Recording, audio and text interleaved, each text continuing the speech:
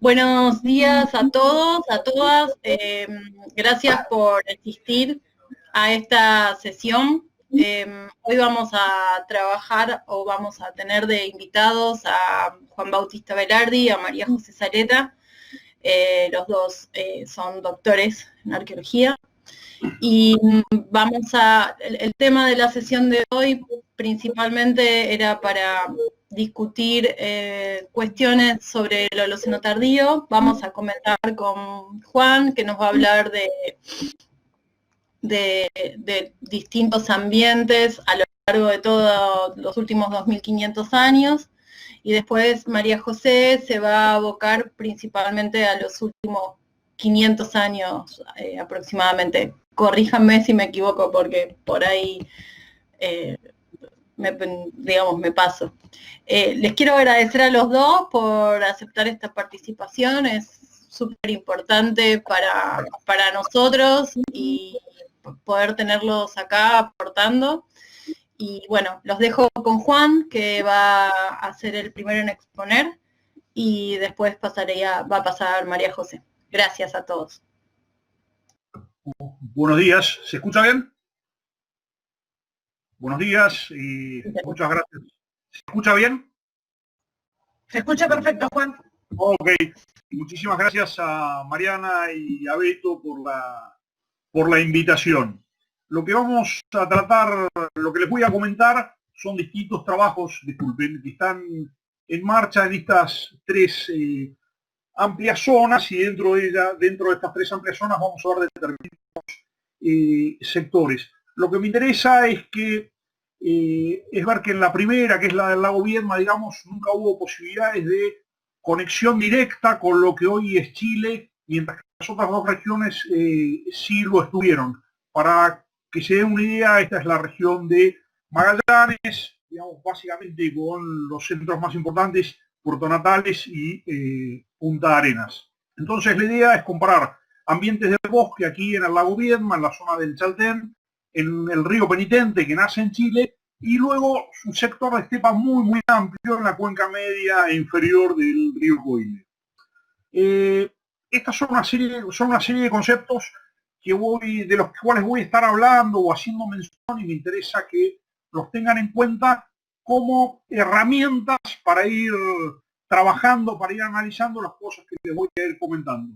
Primero, la idea de variabilidad con una implicación teórica básica, que es que sin variabilidad no hay forma de que el proceso, que la selección natural actúe. Y esta variabilidad me interesa tanto desde el punto de vista ambiental, del cual las poblaciones humanas forman parte, pero también me interesa la generación de variabilidad cultural, o sea, la variabilidad generada por los propios grupos humanos, que entra a ser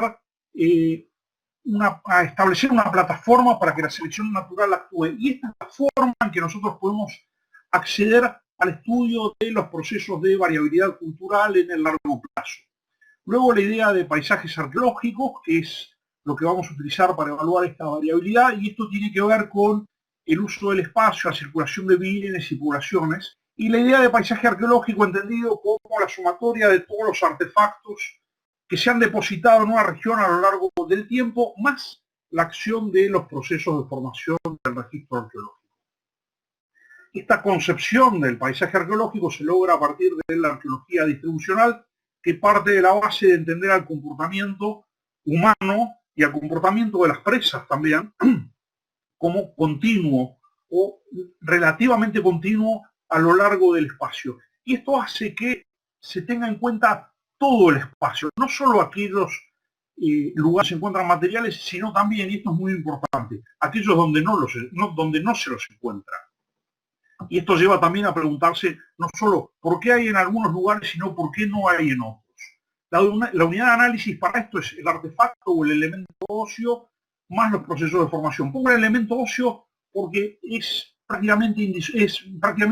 indisociable este enfoque de lo que es la taxonomía regional. Eso va de la mano. Entonces, con la utilización de densidades, tasas de depositación, evaluar los muestreos con y sin hallazgos que se van llevando a cabo, hacia esta idea del paisaje arqueológico. Y las tres regiones que les voy a presentar han sido trabajadas desde la misma perspectiva. Esto permite jerarquizar espacios. Entonces, pensar en que no todos los espacios fueron utilizados ni con la misma intensidad ni con la misma manera, y que a la vez esto pudo ir variando a lo largo del tiempo. Obviamente esto es eminentemente comparativo, digamos. Algo tiene más utilización respecto de otra cosa, algo ha funcionado de una manera respecto de espacios que han funcionado de otras. Dos conceptos que vamos a ver, que son conocimiento y marginalidad. Conocimiento en términos de Mitton, aquel conocimiento que tienen las poblaciones cazadoras recolectoras, y el conocimiento en relación con el uso pautado de los ambientes y de los recursos. Sin esto, sin el conocimiento, digamos, nada funciona, el riesgo se multiplica por 1000.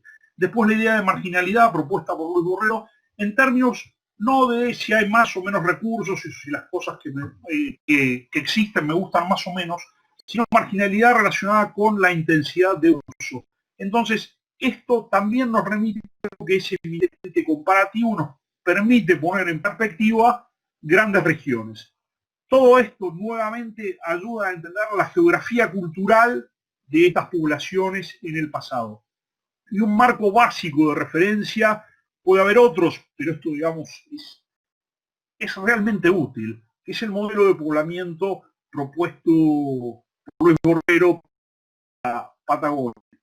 Después, la idea de generar modelos, hacer modelos o usar modelos también, con hipótesis de alto contenido empírico. Fácilmente entre comillas, falsables, o sea que yo pueda destruir las construcciones que establezco. ¿Y de dónde saco estos modelos?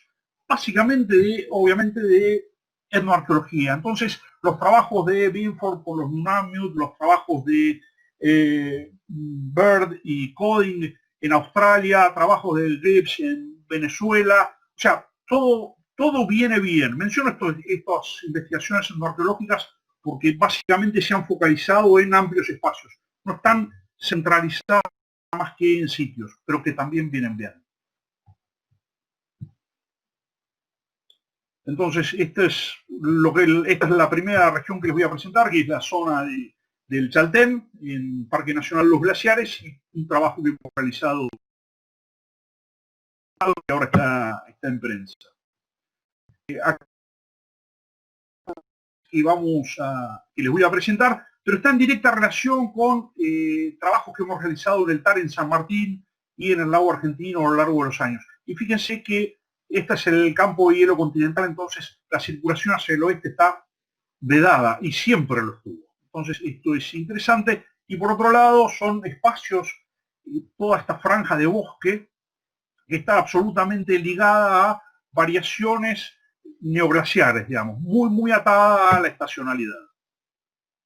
Entonces, objetivos en 3 escalas, que es evaluar la intensidad de uso en el espacio en el Chaltén, esto respecto de una perspectiva más amplia en lo que es el lago Viedma, y luego comparado con el San Martín y con el lago argentino. Entonces, la idea de jugar con distintas escalas sobre la base de la información que uno dispone. Entonces, esto de jugar con las distintas escalas siempre es eminentemente comparativo.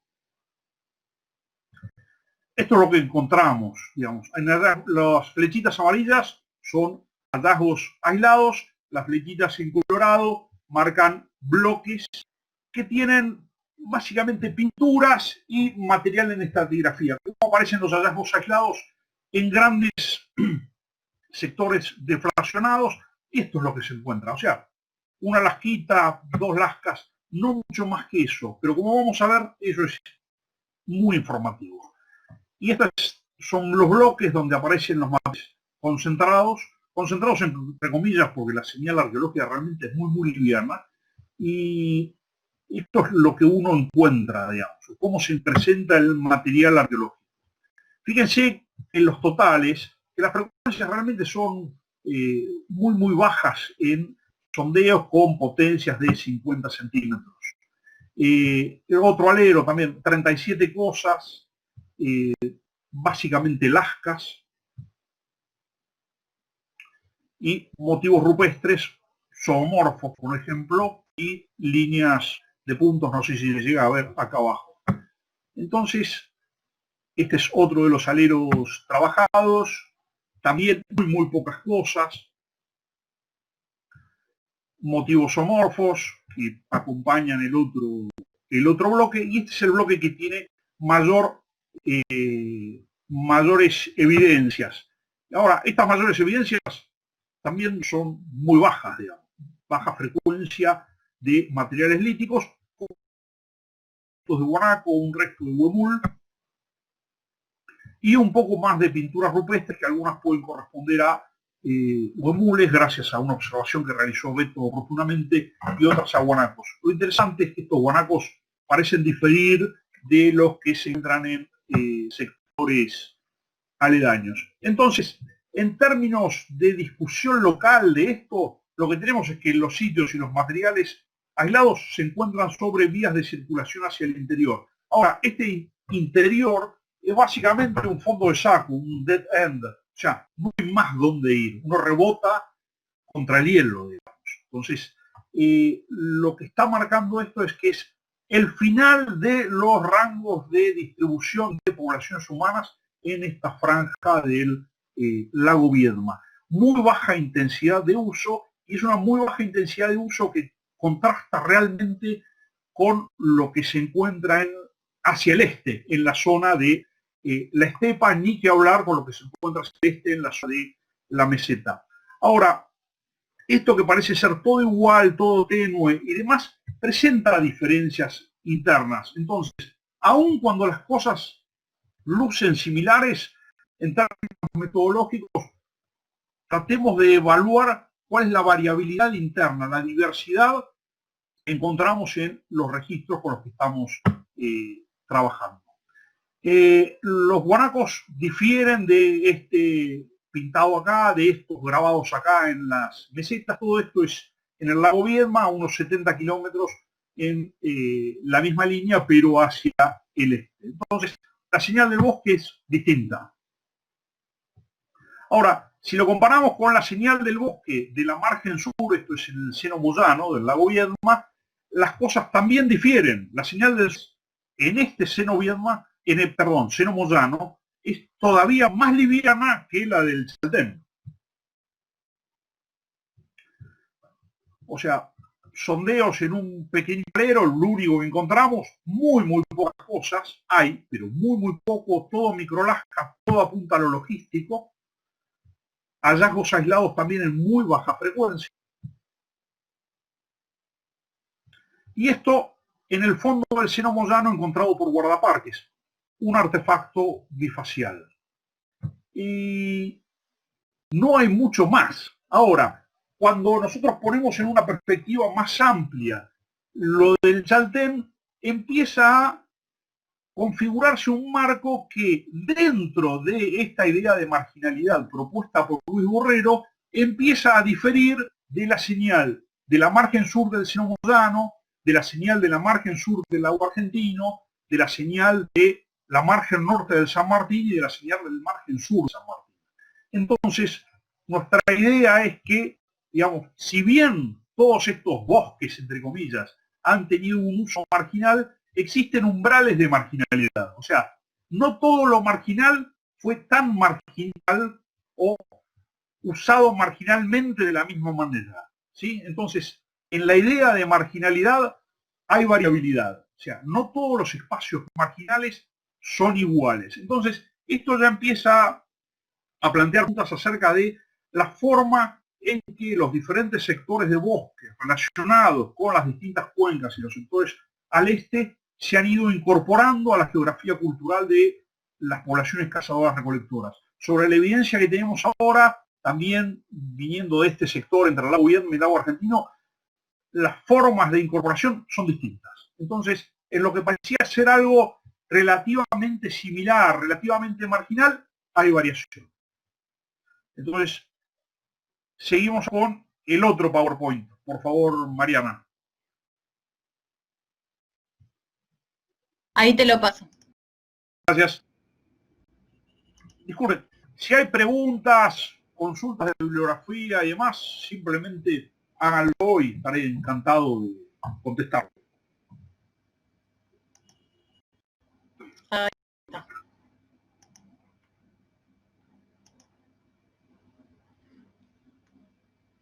¿Lo ves? Sí.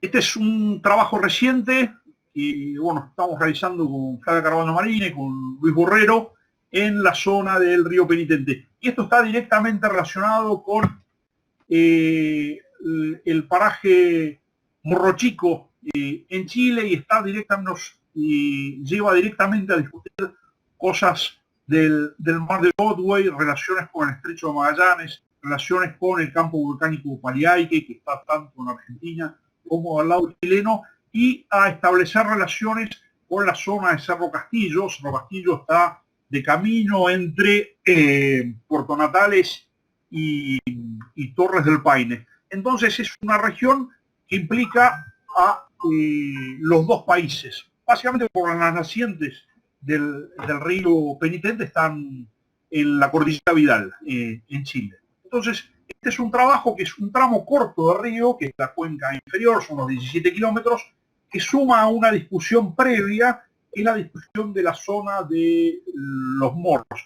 Y esto es interesante también, digamos, un comentario al costado, digamos, la toponimia de estos morros, Domeico, Filippi, Gay y demás, es toponimia chilena, porque fue puesta por el capitán Rogers cuando exploró esta zona. Entonces hay mucha conexión acá entre los dos países y, digamos, esto invita obviamente a trabajar en forma mancomunada, que es lo que se hace. Entonces, informar sobre la idea era informar acerca de una zona desconocida, una zona vacía, como se planteó en un principio. Claramente no es una zona vacía, pero, digamos, sirve como para iniciar el planteo e identificar patrones de uso y circulación en el bosque. Y acá hay algo interesante. Es un bosque que es distinto del que vimos recién en Alten. Esto está desconectado del campo de hielo, no hay problemas para circular básicamente hacia ningún lado si uno lo compara con lo que vimos en el lago Viedma. Acá no hay campo de hielo que impida el hecho de cruzar hacia Chile. De hecho, ni siquiera hay cordillera alta, digamos, porque los picos altos están en la zona de las islas, están en la zona de los archipiélagos. Y después comparar e integrar esta información con otras zonas, que es lo que les estaba refiriendo. Esto que estamos viendo, digamos, si bien acá puse últimos 1000 años, en realidad esto es eminentemente tardío y engancha con lo eminentemente tardío de la incorporación de lo que veíamos en el Viedma de la zona del Chaltén, que son básicamente los últimos 500 años. Ahora, cuando uno pone en una perspectiva regional estos 500 años, es claramente la última parte, porque la ocupación del Viedma, por ejemplo, tiene, por lo menos con los fechados que tenemos hasta ahora, no menos de 3000 años, con fechados de 9700 en la cuenca inmediatamente al norte en el San Martín e inmediatamente al sur en el lago Argentino, con lo cual podemos ser fechados más antiguos. Nosotros no estamos lejos de aquí, en el caso del río Penitente de Última Esperanza, ¿sí? Con fechados del río Pleistoceno y ocupaciones en el Holoceno temprano para el caso de las poblaciones humanas. Ni siquiera estamos lejos tampoco de Paliaique, con fechados también de Holoceno temprano. Y sin embargo, esta zona presenta fechados bien tardíos. Entonces, la ubicación, lo que vamos a ver es este tramo, y esta es la zona de los morros, que es justamente el nacimiento del río Gallego. Las investigaciones previas estaban concentradas básicamente en esta laguna, resabios glaciarios, que es la laguna Cóndor. Para que vean el diseño del río y las zonas que hemos trabajado. Los antecedentes son los de Chico en Chile, un enterratorio con un colgante, con un pendiente, con motivos del estilo del río Chico, y trabajos en la zona de la estancia Rincón de los Morros de Roberto Molinari. Este es Morro Chico, esto es Chile, visto desde el alambre, digamos, visto desde el límite con Argentina. Esto es donde aparecen las formas de aparición de los materiales, por ejemplo, en el caso de la laguna de Little Hill, cercana a ella, el tipo de artefactos que se encuentran, un asta de Huemul, son básicamente instrumentos de filo largo, ¿sí? Sobre basaltos o lo que se conoce como rocas oscuras de grano fino según la denominación de Charlet. Los resultados específicos en el río Penitente, básicamente en aquellas ventanas de visibilidad, digamos. Transecteamos todo el curso del río, se caminó todo, pero donde hay visibilidad, en algunos casos hay materiales y en otros casos no. Entonces esto ya está mostrando que no hay materiales claramente por todos lados y que se están concentrando en determinados sectores como son estos. Entonces esto también está pensado como una vía de circulación desde el mar de Otway, desde el sur de Chile, desde el estrecho de Magallanes hacia la zona norte, y esto está conectando por lo que hoy es el lado argentino con la zona de Torres del Paine y nacientes del río Coile. ¿Sí? Y esto también está, en términos históricos, muy cerca del río Zurdo, que es donde estaba el campamento del mulato. Lo que se encuentra, esto es interesante, bueno, restos de guanaco, qué sé yo, esto es interesante, denticulados. Esta es una señal que, por lo que estamos viendo, los denticulados son estos, son muy pocos, pero es la señal del río Penitente, y eso es distinto a lo que está sucediendo en sectores aledaños. Esta punta también tiene bordes aserrados. Entonces, cuando uno empieza a mirar dónde más hay materiales denticulados, realmente hay en muy baja frecuencia. Entonces el Penitente parece mostrar algo diferente en ese sentido. Esta punta, que bueno, mucho no se ve, pero es de obsidiana verde. Entonces esta materia prima viene del seno de Otway, de lo que hoy es Chile. Y fíjense también muy distintos diseños de punta de proyectil que se conocen como BIRD 4 y BIRD 5. Entonces esto es por lo menos de los últimos 3.000 años, más los fechados radiocarbónicos que tenemos nosotros, que ubican esto entre 400 y 500 años. Y este tipo de eras es muy, muy interesante porque son realmente muy, muy grandes estos artefactos y se relacionan con otros que aparecen en, por ejemplo, Cerro Castillo en Chile, puesto a Zarradero más hacia el oeste de lo que es el río Penitente, y en la zona de verdadera Argentina, en la zona sur de la cordillera Baguales. Entonces esto está marcando en la circulación de un diseño, la circulación de módulos y formas de hacer las cosas que no es la habitual, digamos, que no es la que predomina, pero que está marcada en muy diferentes sectores. Básicamente esto lo tomamos como evidencia de interacción. Entonces, esto suma información básicamente para los últimos 500 años. El patrón es básicamente un patrón de distribución lineal del registro arqueológico a lo largo de la barda alta de la cuenca del río Penitente. Y acá se agrega algo. Las investigaciones previas habían mostrado que esta zona había sido usada básicamente bajo una forma logística. Lo que estamos viendo nosotros con esta breve presentación y otras cosas que hemos hecho, es que esto logístico a la vez está complementado por un uso más residencial. O sea, hay gente que se está quedando, no es solamente un touch and go o una permanencia por poco tiempo.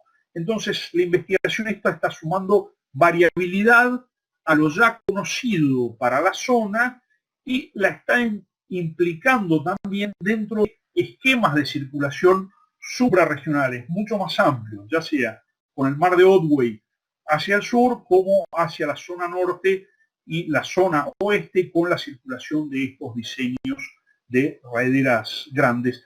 Y este diseño de raderas grandes se extiende también hasta la cuenca media del río Coile, que es el espacio que vamos a ver ahora. Lo otro que me interesa marcar es que básicamente esta zona de bosque es ecotono, al menos hoy por hoy, y es un bosque totalmente distinto al de la zona del Chaltén. Entonces, nuevamente, variabilidad dentro de algo que parece, entre comillas, a priori, muy semejante. Perdonen que esté en inglés, pero era lo que tenía a mano y este era el más completo. Esto sobre la cuenca media del Coile, esto es realmente la estepa, digamos. Pero Fíjense que de alguna manera está ubicada en una zona, lo que habíamos visto del Chaltén al principio, y la zona del río Penitente.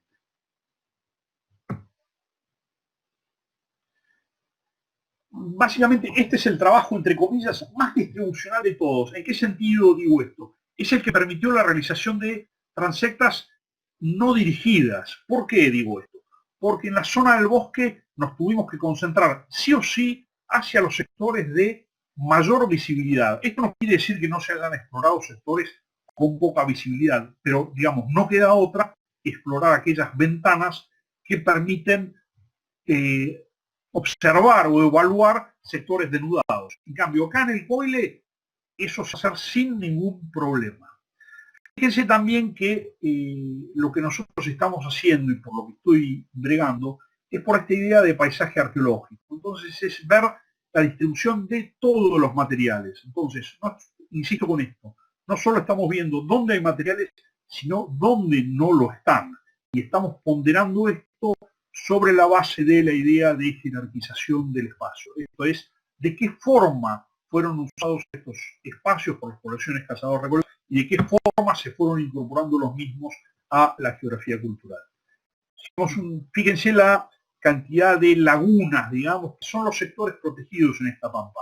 Y lo interesante de esto es, acá no hay abrigos rocosos, ¿sí? Ni siquiera hay bloques erráticos.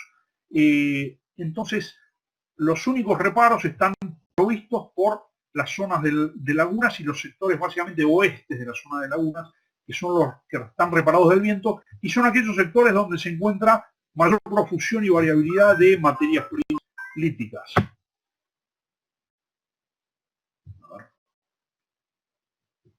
Esta es la idea del paisaje, lo que son las terrazas, lo que son los cañadones, el cañadón Camusuaique,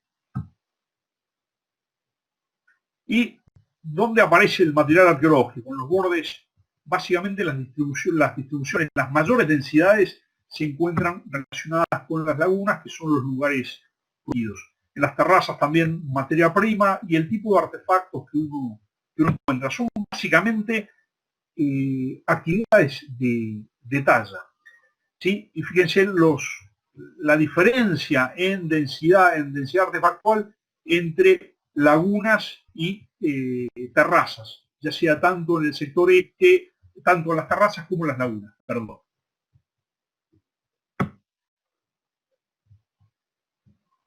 Y dentro de esta amplia distribución hay jerarquización del espacio, o sea, no todas tienen lo mismo. Muchas tienen material arqueológico, muchas tienen mucho, pero hay algunas que tienen por demás de lo que tienen las otras. Entonces, esto está marcando que tampoco todas las lagunas han sido semejantes. O sea, yo les decía las lagunas como lugares de reparo, lugares de detalle y demás, pero hay lagunas que tienen mucho más. Y esta mayor frecuencia artefactual se relaciona también con una mayor diversidad artefactual. Entonces podemos estar pensando en que no son lugares de talla, sino que son lugares donde hubo permanente. Las preeminencias de las distintas materias primas. Y algo que es muy interesante es que uno encuentra en forma aislada esto que nosotros entendemos como eventos de talla, que es ni más ni menos que el encuentro de un nódulo de buena materia prima y el aprovechamiento prácticamente inmediato. ¿Cómo lo sabemos eso? Porque en 1 metro cuadrado, 2 metros cuadrados, están los materiales, digamos. Están los materiales que remontan con el núcleo. Entonces, esto es muy característico de zonas donde la distribución de materias primas líticas es prácticamente homogénea. Y esta es otra cosa interesante que nos permite también relacionarlo con la zona del Viedma, donde recientemente, junto con Flavia Carballo, Amalia Nuevo, hemos presentado resultados de la reserva Tehuelche de Tehuelche en Mapuche de Cerro Índice.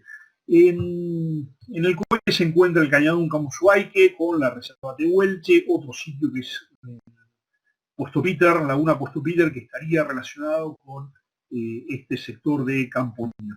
Lo interesante de esto es que los raspadores de vidrio aparecen en frecuencias realmente muy altas y aparecen concentrados en sitios.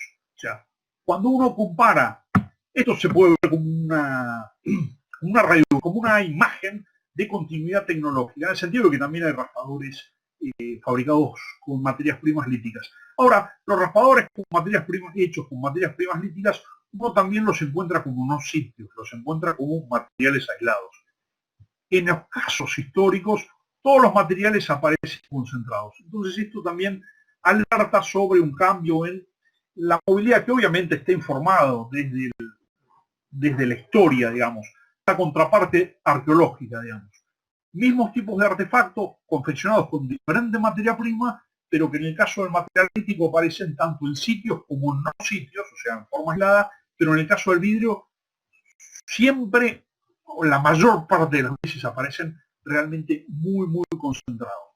Hasta ahora nunca los he encontrado en forma aislada en el campo. Y el otro punto es que los raspadores de vidrio son básicamente una característica de la parte continental de Patagonia. Cuando uno va a Tierra del Fuego hay raspadores de vidrio, pero priman las puntas de proyectil. Y aquí en el sur de Patagonia continental no hay puntas de proyectil de vidrio. Esto en un trabajo reciente también con María José, con Flavia, con Amalia, hemos propuesto la idea de que está relacionado con el comercio de pieles y a la vez está relacionado con el uso del caballo, que de alguna manera fue dejando de lado el uso del arco y flecha. Esto es claramente bien tardío en el caso de la reserva, son históricos. Entonces, esto también plantea algo que en términos de paisaje podemos ver entonces en dos escalas. En la escala regional, en el cambio tecnológico del uso de la materia prima, y en la escala suprarregional, comparando por ejemplo con Tierra del Fuego, cosas que priman en un lugar, no priman en el otro, y en la búsqueda de causas acerca de por qué esta diferencia, y esto podría estar relacionado con la erupción del caballo, con formas de caza y con el uso que se le está dando a los raspadores, y esto en relación con el comercio de cueros desde Punta Arenas, principalmente.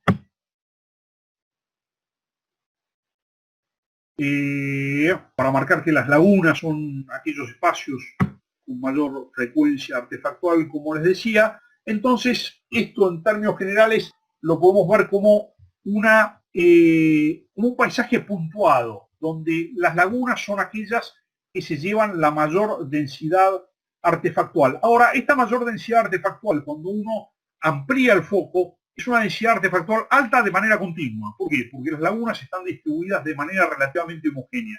Y cuando nosotros vamos hacia el norte de la región del Coile o hacia el sur, o sea, esto es hacia el río Santa Cruz o hacia el río Gallegos, vemos que aquí sí hay abrigos rocosos. Aquí sí hay cuevas, aquí sí hay aleros, mientras que en el Coile no. Entonces, sobre la base de estas diferencias y lo que nos está reflejando este paisaje arqueológico del Coile y la intensidad de uso, lo interpretamos más que nada como un paisaje circulado, un paisaje andado, que nunca estuvo utilizado de forma permanente respecto de lo que sí podemos llegar a pensar en el río Santa Cruz y en el río Gallegos hacia el sur.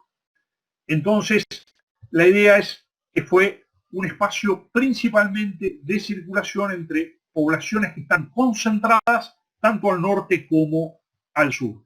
Los fechados que tenemos acá también son todos eminentemente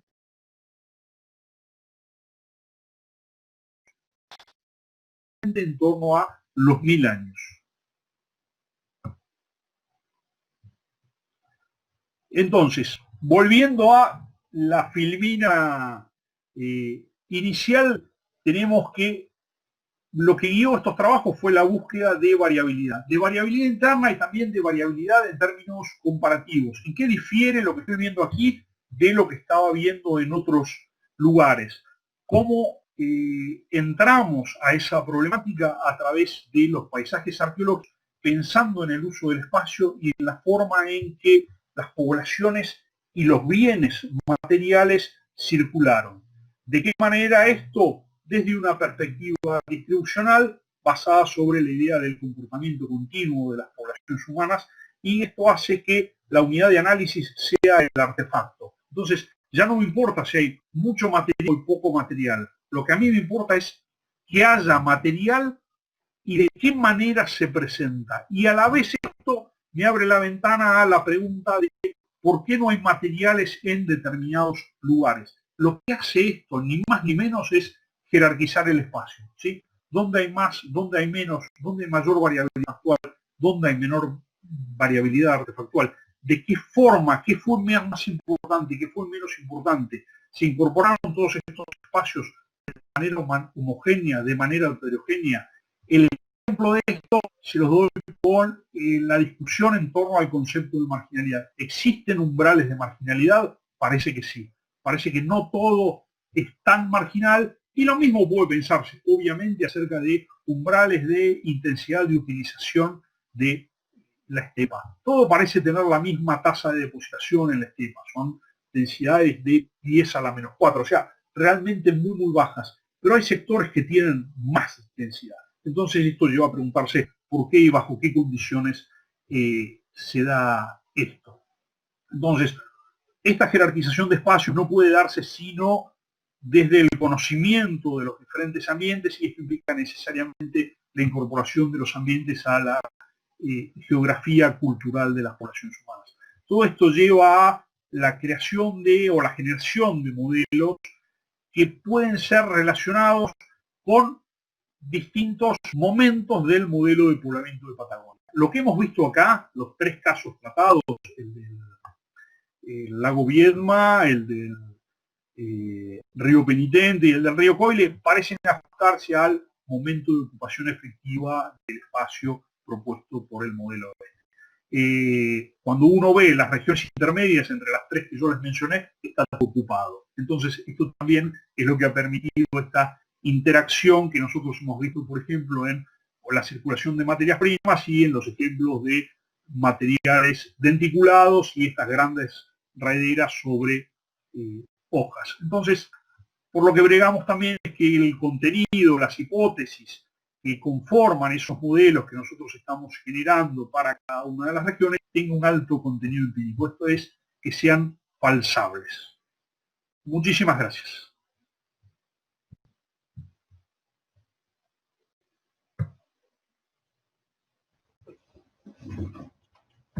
Voy a hacer sonar el aplauso, porque... Sí, bien.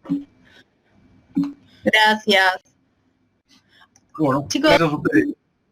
¿Tienen alguna pregunta para Juan en este momento o prefieren hacerla después de la presentación de María y la hacen para los dos?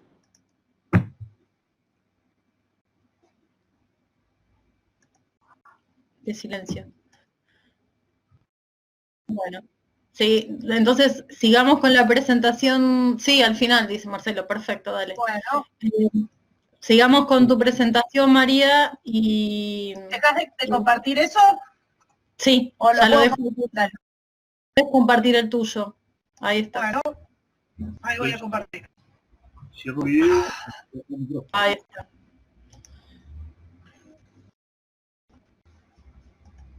¡Ey! Y ahí... Me está apareciendo, para que me... para. No, me apareció lo de... La de Juan, para... Sí, no. Ahí vamos de nuevo. Ahí estamos. Genial, listo. Entonces ya ahí dejo de compartir yo video, los dejo con María José. Bueno, después de escucharlo a Juan, la verdad es que en realidad yo también tengo un montón de preguntas y un montón de ideas, así que estaba buenísimo. La idea de presentar esto después era, por un lado, mostrar cómo aparece la evidencia dentro del Holoceno tardío en general y avanzar por ahí quizás en un poco lo que es las diferentes líneas de evidencia que venimos trabajando para estudiar el proceso de contacto en Patagonia continental, aunque hay algunos datitos de Tierra del Fuego también.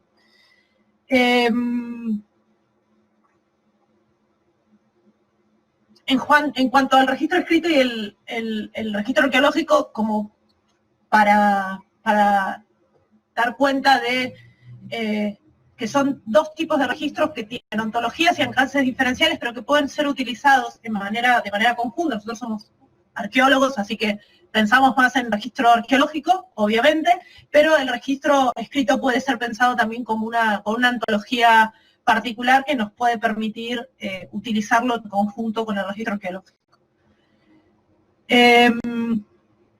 El registro escrito pensado como una fuente de información alternativa al registro arqueológico. Y en este sentido, el registro escrito tiene que tener un requerimiento de contemporaneidad a la información documental con la arqueológica, es decir, no lo estamos usando como generador de hipótesis y por lo tanto sí podemos pensar en otros, en otros periodos, como podría ser como se usa la información etnoarqueológica, sino que acá lo estamos utilizando de manera comparativa con el registro arqueológico. Entonces necesitamos que exista esa contemporaneidad.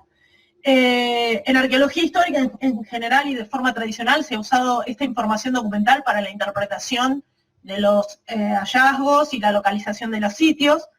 En cambio, digamos, en esta propuesta donde está la arqueología del proceso del contacto, el registro arqueológico está trabajando en conjunto con el registro escrito, corroborándose, complementándose o contradiciéndose de acuerdo a la información, a la naturaleza o los datos de la información. También incluir fotográfico, pero en este caso no lo vamos a presentar. Entonces, en ese sentido, el estatus epistémico es similar, digamos. No hay nadie que tenga razón, digamos, ninguno de los registros se toma como verdadero, sino que se evalúa y se sopesa la información proveniente de cada uno de ellos. Esta información y esta forma de evaluar la naturaleza y la integridad de esta información tiene que ver con, primero, evaluar quiénes son los agentes productores de los registros, en el sentido de que el registro documental incluye variabilidad, una variabilidad muy grande con una especificidad también muy diferente entre registro y registro, porque encontramos crónicas de viajeros, crónicas de misioneros, militares, antropólogos, médicos, naturalistas a lo largo de los 500 años desde que la Patagonia empezó a ser visitada por los europeos. Estamos hablando de mayormente europeos y o criollos más tardíos en el tiempo que empiezan a explorar a la Patagonia. En cambio, el registro arqueológico está producido por sociedades humanas, incluyendo estos cronistas y viajeros y misioneros a lo largo del tiempo. Pero nosotros queremos ver cómo las sociedades indígenas específicamente, y bueno, es el producto de las sociedades humanas interaccionando con el ambiente y con sus recursos a lo largo del tiempo. En cuanto a pensar las ontologías de los registros, es decir, cómo se producen y cuáles son sus alcances, tenemos que ver, en cuanto al registro escrito, siempre tener en la cabeza cuáles eran los objetivos de esos cronistas, de esos misioneros, de esos militares, ¿sí? Si evangelizar, conquistar, explorar, comercial, digamos, siempre hay objetivos que sesgan o que pueden sesgar qué tipo de registro van a evaluar o van a hacer. La formación, ¿sí? qué tipo de estudios tiene, qué idiomas conoce, por ejemplo, naturalistas o médicos produjeron muy buenos registros. El tiempo de permanencia de los sujetos con los sujetos de estudio, o sea, con las sociedades, cuánto tiempo interaccionaron con las sociedades. Hay veces que no es una variable dependiente de la calidad, pero porque tenemos citas que transcurren en pocas horas, pero dan mucha información, registros, pero sí es una variable a tener en cuenta. Por ejemplo, el tipo de contacto, si se inició pacífico y devino violento, si se inició violento, digamos, y por lo tanto es una información que es sensible a los sesgos de los agentes que lo producen. El registro arqueológico tiene otro tipo de ontología, ¿no? Y es el resultado de las actividades humanas llevadas a cabo en un determinado ambiente, es sensible a la preservación diferencial de los restos materiales y de los socios, de las condiciones ambientales de preservación, y es sensible a los sesgos de las técnicas de recolección que tienen un desarrollo disciplinar. No es lo mismo lo que se recolectaba o lo que se registraba en los años 70 que actualmente. No son las mismas las técnicas que se utilizan, no son los mismos los índices que se publican, y el caso de ejemplo claro es de la arqueología y de las diferentes formas que ha ido mejorando y estandarizando la publicación de los datos de la arqueología a lo largo de los últimos 30 años. Y obviamente es sensible a los intereses de investigadores y proyectos de investigación, incluso de modas de investigación. Entonces, muchas veces el proceso de contacto y la arqueología de los últimos 500 años de las sociedades cazadoras-recolectoras hasta hace no muchos años, y estoy hablando casi de después de los 2000, que en Patagonia empieza a tener una influencia mayor, sobre todo con los trabajos de Rafael Goñi, de Amalia, en la zona de Patagonia continental, en poblaciones indígenas. Así que ahí vamos con esa parte. En cuanto a las ontologías y los procesos de formación, la posibilidad de que un comportamiento humano, o un artefacto, o un recurso quede registrado en una fuente documental o fotográfica depende de 3 factores. El primero de ellos es que el comportamiento o el recurso exista, o sea, se ejecute y sea considerado de interés por parte de la gente y se produzca el registro en la fuente documental, pero muchas veces está que el comportamiento o el recurso existe, se ejecuta y no es considerado de interés por el agente y por lo tanto no se registra. Y la otra instancia que también es necesario tener en cuenta en este tipo de comparación de registros es que el comportamiento o el recurso exista pero no sea ejecutado frente a la gente por decisión de los sujetos registrados, porque sea sagrado, porque sea tabú, y entonces tampoco se produzca el registro. Y como vamos a ver, eso tiene que ver mucho en las ceremonias, sí, todo lo que es la parte simbólica de las sociedades generalmente tiene un registro, una cantidad de registro mucho menor.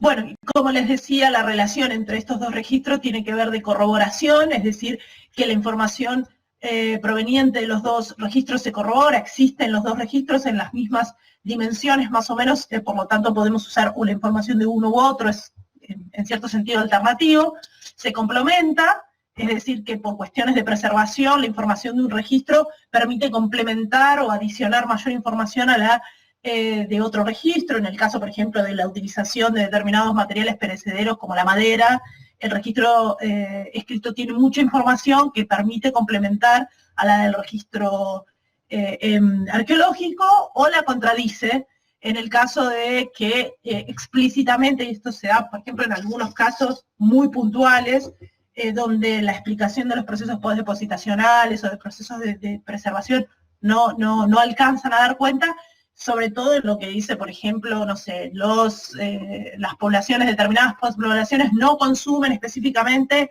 este recurso y ese recurso sí aparece en el registro arqueológico. Y hay una contradicción que no se explica y entonces, bueno, ahí, digamos, uno permite evaluar la calidad de la información y tiene que empezar a investigar, bueno, qué procesos se están dando en estos registros.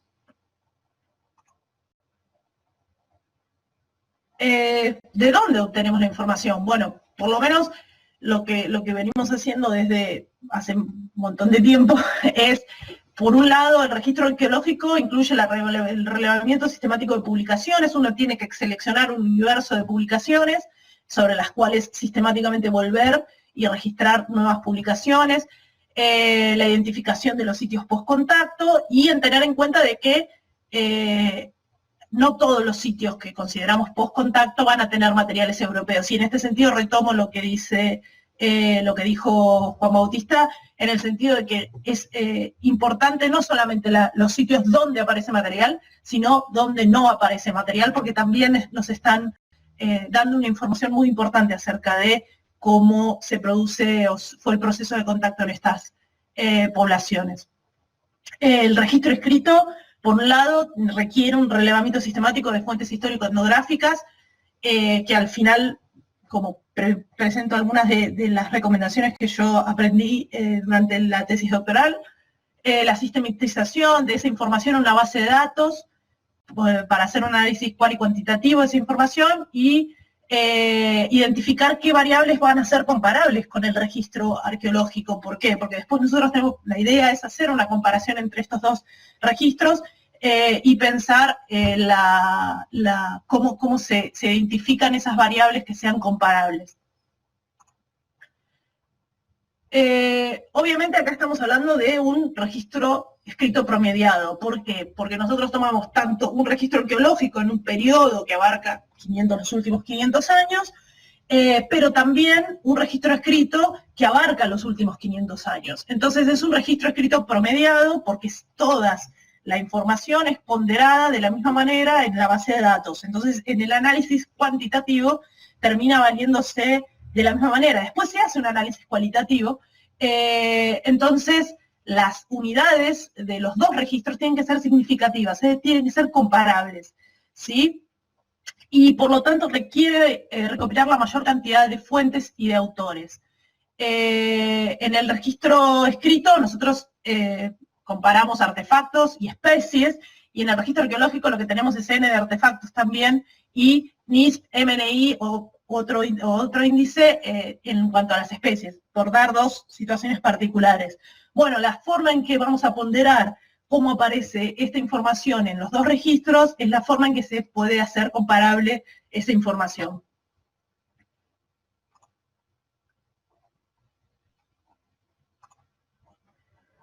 El área de estudio que tomamos es Patagonia Meridional, desde el río Deseado, desde la costa sur del río Deseado hasta la costa norte del estrecho de Magallanes, y pensar diferentes circuitos de materias primas industriales y de fauna.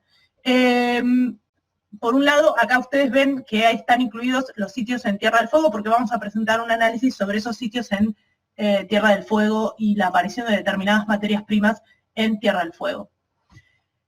Bueno, y acá les muestro un poco las variables consideradas en los criterios de relevamiento del análisis de publicaciones arqueológicas, ¿sí? ¿Por qué? Porque uno se acerca siempre a este tipo de publicaciones pensando en que aquellas que van a tener materiales post-contacto son las que van a aparecer, y se da cuenta de que hay un montón de sitios que tienen capas que podrían ser asignadas a un momento post el inicio del contacto y la presencia de europeos en Patagonia, que no tienen materiales y que son relevantes también de ser incluidas, ¿sí? Obviamente, de acuerdo al universo de publicaciones que una decida incorporar, va a aparecer, va a haber, pueden no estar representados todos los sitios, pero la idea es ser lo más representativa posible, ¿sí?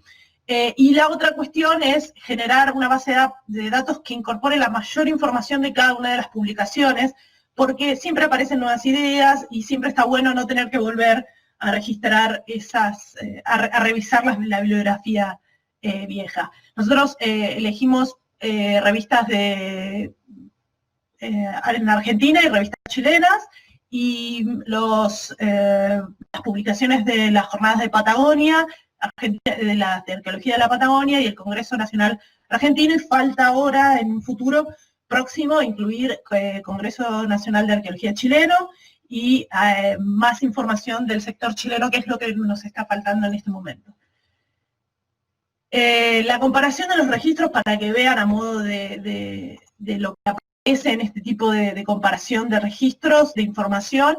Por un lado, por ejemplo, yo había tomado como análisis, esferas de análisis, la tecnología, la subsistencia, la movilidad, las ceremonias, las normas sociales y el parentesco. Entonces, lo que hacía era contar la cantidad de citas, que era en realidad las veces que aparecía una información significativa mencionada en una fuente, y la cantidad de autores que la habían mencionado. Entonces, en el campo de tecnología, yo tenía, para el caso de los Yamanayarán, que es las columnas de color azul, 448 citas que se referían a tecnología, escritas por 41 autores a lo largo del siglo XVII al siglo XX. La cantidad de autores me da la visibilidad que tenía determinada esfera dentro de del registro de comportamiento, es decir, cuán visible y cuán visible era ese comportamiento para ser registrado. Como vemos, tanto la tecnología como la subsistencia son muy visibles. Lo mismo ceremonias y normas sociales para digamos, son las más visibles de todas. Si uno va a ver la cantidad de autores que registra las ceremonias o las normas sociales o el parentesco son menores, tienen menos visibilidad, y lo que tiene un parte de razón en ese sentido es que son comportamientos y ceremonias que se llevan por fuera de la vista de los agentes. Entonces ahí vamos a tener una variabilidad. Y lo segundo son los cuadraditos que ustedes ven ahí, que dice CPA, son citas por autor. Y lo que mide la cantidad de citas por autor es el total de citas dividido la cantidad de autores. Básicamente lo que mide ese índice es la intensidad de registro. ¿Y qué me permite establecer la intensidad de registro? Es el interés particular que despierta una actividad, una determinada actividad por parte de los autores. Entonces nosotros teníamos acá, por ejemplo, que la tecnología y la subsistencia tienen intensidades de registro muy altas, y por ejemplo, para el caso de los yaganes, que es la que estamos viendo ahora, poner la tabla, el gráfico con las barras azules, en ceremonias como tuvo muy pocos autores y muchas citas, la intensidad de registro fue muy alta. Es decir, que cuando los pocos que lo vieron, registraron mucha información sobre este tipo de actividades. ¿Sí? Y esto nos permite ponderar la información. ¿Qué me permitió hacer a mí, por ejemplo? Darme cuenta de que si yo como operadora que había registrado este tipo de información, le había pifiado y había tenido un sesgo inconsciente, por lo menos la había pifiado para todas las sociedades por igual. Entonces, esta es una forma de controlar cómo se recopila la información y cómo se registra en las bases de datos de información, y permite controlar a los operadores. Vamos a ver, ahí está. En cuanto a tecnologías, o dentro de la tecnología, por ejemplo, podíamos evaluar las veces que aparecían las materias primas mencionadas en el registro escrito y en el registro arqueológico. Y como vemos claramente, tenemos un tema de preservación. ¿Por qué? Porque en el registro escrito, el registro arqueológico, el hierro aparece muy poco, el lítico aparece mucho y el vidrio aparece un montón también. En el registro, por ejemplo, de los Auniken y de los Elam aparece muchísimo.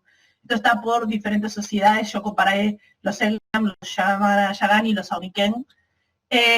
Y la idea de esto era ver cuál era el sesgo de representación de acuerdo a la preservación de los materiales. Y como vemos en las fuentes histórico-etnográficas, el lítico no recibe tanta atención, o sea, tiene un N de citas relativamente interesante para las tres sociedades, y el vidrio aparece muy poco mencionado, ¿sí? Y en el registro arqueológico aparece mencionado, pero más, ¿sí? Y el hierro, fíjense que como es producto de los intercambios, y es parte dado en regalo, o todas estas formas de obtención, sí aparece representado en el registro escrito, pero por cuestiones de conservación o de preservación de los materiales, aparece muy poco en el registro arqueológico. La madera, el cuero, ¿sí? Y los materiales óseos que tienen preservaciones diferenciales, más tirando a la poca preservación, no aparece en el registro, y acá es donde se ve la utilidad de la complementariedad de la información entre estos dos tipos de registros. Acá está. En cuanto a subsistencia, lo que yo les decía, esto presento el caso de los Selam y de los Yagan. Lo que yo elegí para comparar, busqué como muchas cosas. En general, cuando aparecen las citas en las fuentes documentales, lo que aparece es cazaron un guanaco, o salieron de casa y trajeron 3 guanacos. Lo que yo mencionaba o incluía ahí es en la caza de guanacos, si era grupal, si era individual, ¿no es cierto? Y ahí anotaba las citas sistemáticamente.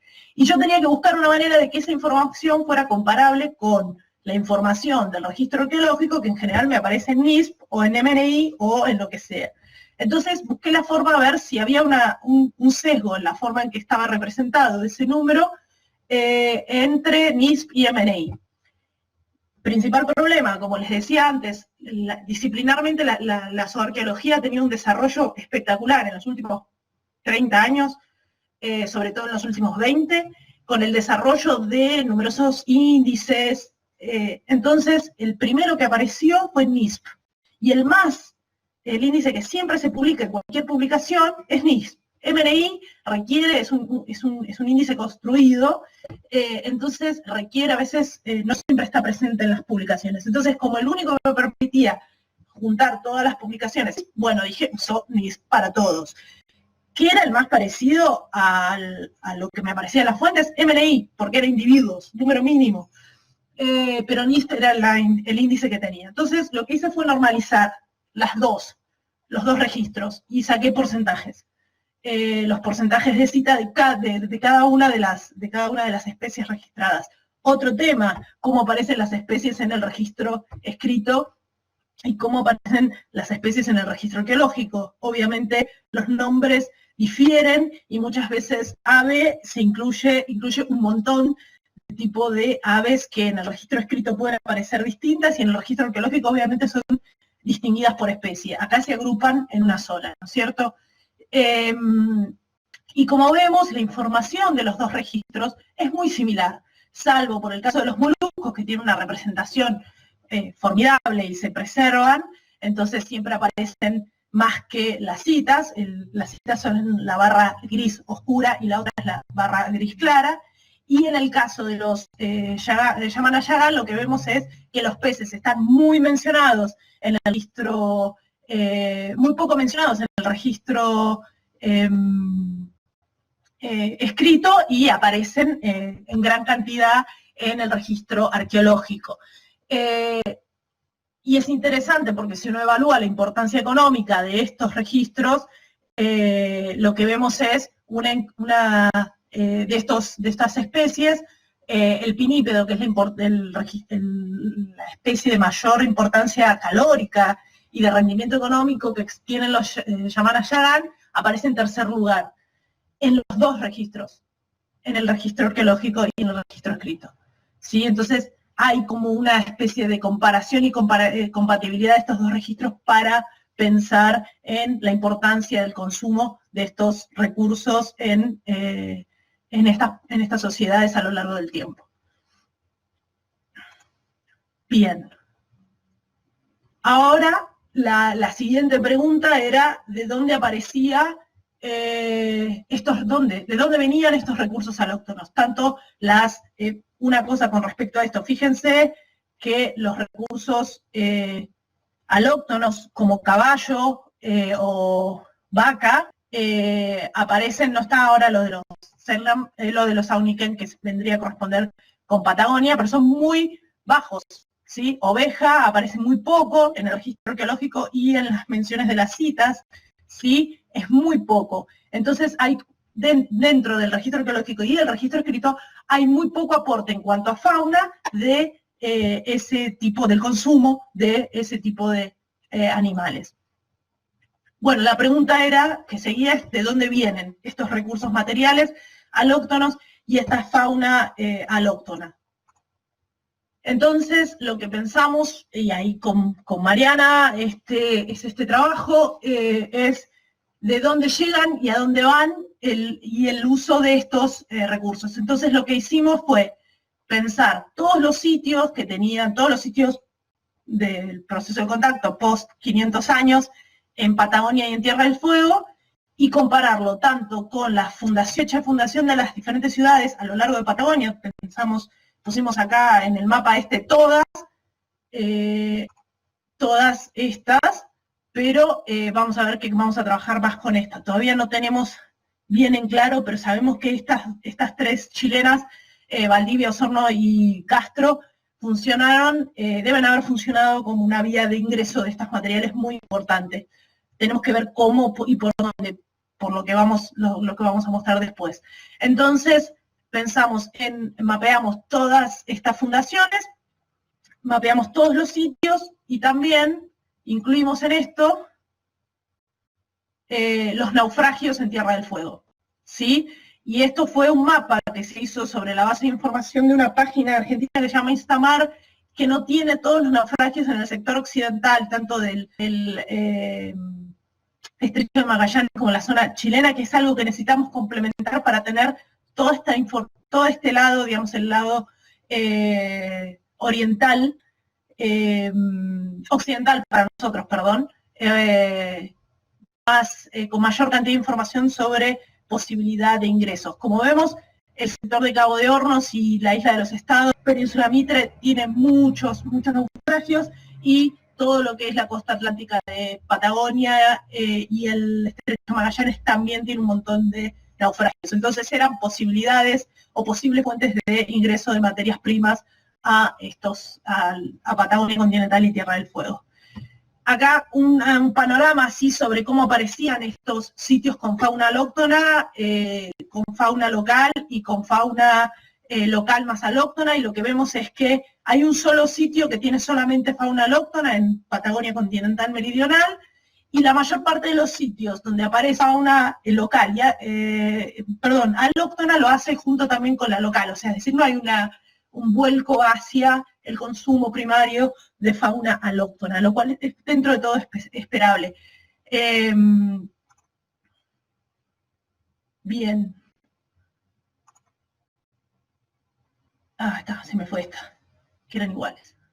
En cuanto a las materias primas, sí, lo que vemos es la mayor parte de sitios con materias primas alóctonas y locales, ¿sí? Hay menos sitios con materias primas alóctonas, sobre todo están en Patagonia continental meridional y algunos en Tierra del Fuego centro-norte, pero en general cuando aparecen las materias primas alóctonas lo hacen en conjunto con otras materias primas locales, ¿sí?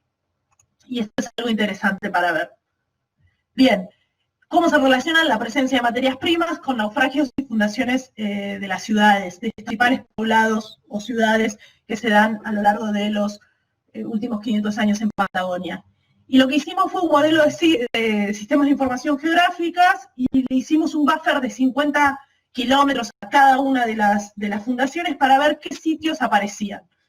Y de los 46 sitios que tenían materias primas alóctonas, 29 se encuentran en Tierra del Fuego y 17 en Patagonia continental y 17 en Tierra del Fuego, y hay 9 sitios que están ubicados en área de las fundaciones, ¿sí? 7 de ellos se encuentran en Tierra del Fuego, sur y sureste, o sea, Península Mitre y Canal Beagle, y 2 en Patagonia continental, que uno es en Cabo Vírgenes y el otro es en Florida Blanca. Después, no hay, hasta ahora, con los sitios que nosotros tenemos relevado, una clara relación entre presencia de materias primas sanas y fundación de ciudades, o ciudades cercanas ahí en el tiempo. En cuanto a los vinculados a los naufragios, ¿sí? Hay 9 sitios que tienen, de los 46 que tienen materias primas alóctonas, que están vinculados a los naufragios. 6 están en Tierra del Fuego y solamente 3 en Patagonia continental. Los 3 de Patagonia continental son en Cabo Vírgenes y en Jiménez, ya en el norte de Santa Cruz, de la costa atlántica de Santa Cruz, ¿sí? En Tierra del Fuego, sí, hay un montón, y están vinculados sobre todo en lo que sería Península Mitre, y 3 en Canal Beagle, ¿sí? Que están en la zona de lo que sería Ushuaia, cercanos a Ushuaia actualmente.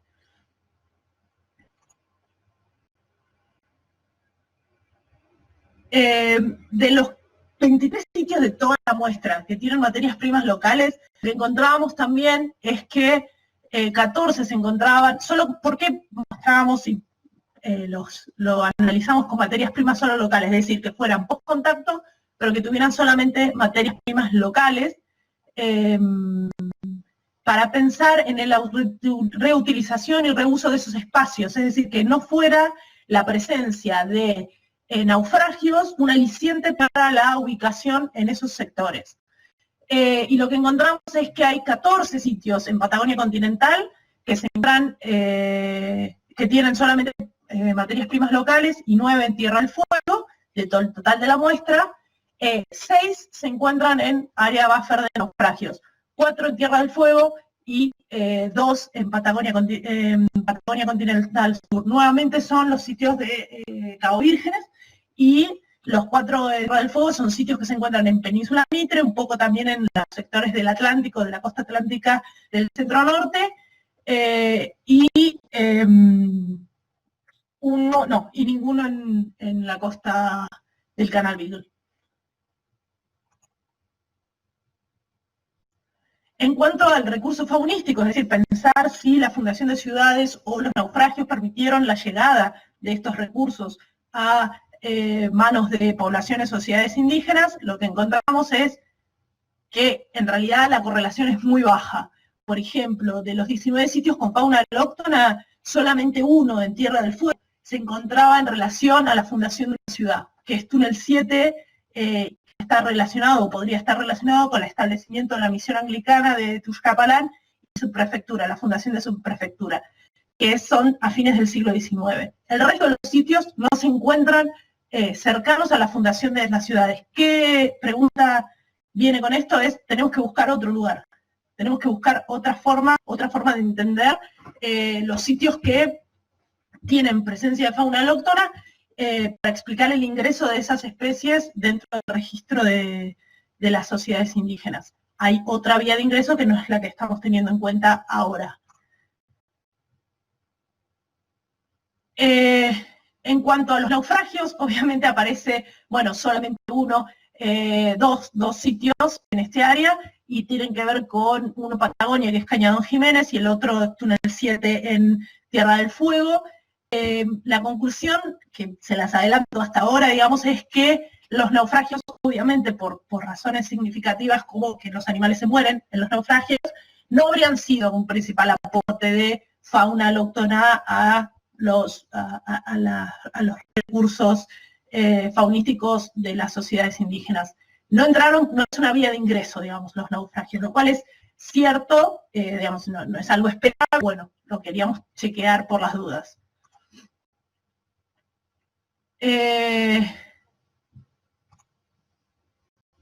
Y analizando cómo aparecen los dos, es decir, que tengan materias primas y fauna alóctona, son 14 sitios nada más, y nuevamente es solo Cañadón Jiménez y Túnel 7 los que están relacionados a naufragios, ¿sí? O sea, es muy poca la relación entre la presencia de estos dos, tanto de fauna como de recursos materiales alóctono-naufragios, es muy baja la relación, no sería positiva. Y en cuanto a los sitios que tienen materias primas alóctonas y fauna alóctona, solamente entraría en esa categoría Túnel 7, con la fundación de la misión anglicana. Después no hay una correlación. Estos son sitios que tienen las dos cosas, fauna y materias primas alóctonas, y no aparece claramente una relación o una vinculación, por lo menos en los sitios analizados. Entonces, ¿qué nos da esta idea negativa o este contraste negativo? Tenemos que buscar por otro lado. Tenemos que empezar a plantear otras vías de ingreso posibles de esos materiales y de esos animales al uso y al consumo de las sociedades indígenas. Obviamente en Patagonia y en Tierra del Fuego están pasando cosas distintas y obviamente tienen que ver con la insularidad de Tierra del Fuego. En Patagonia continental, la distribución de los sitios, materias primas y faunas alóctonas no tienen que ver con el asentamiento europeo criollo ni con los naufragios. Entonces, nuevamente, como les decía antes, hay que buscar otras vías de ingreso que expliquen esa distribución.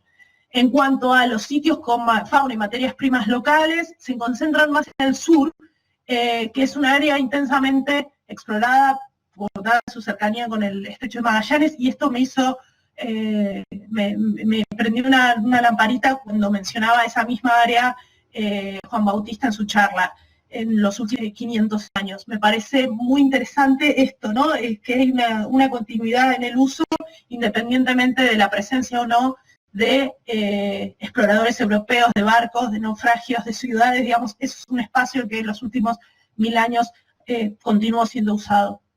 En cuanto a Tierra del Fuego, en este caso la distribución de fauna, pero sobre todo de materias primas alóctonas, está mucho más relacionada con los naufragios que con los asentamientos criollos, y esto es muy importante, digamos.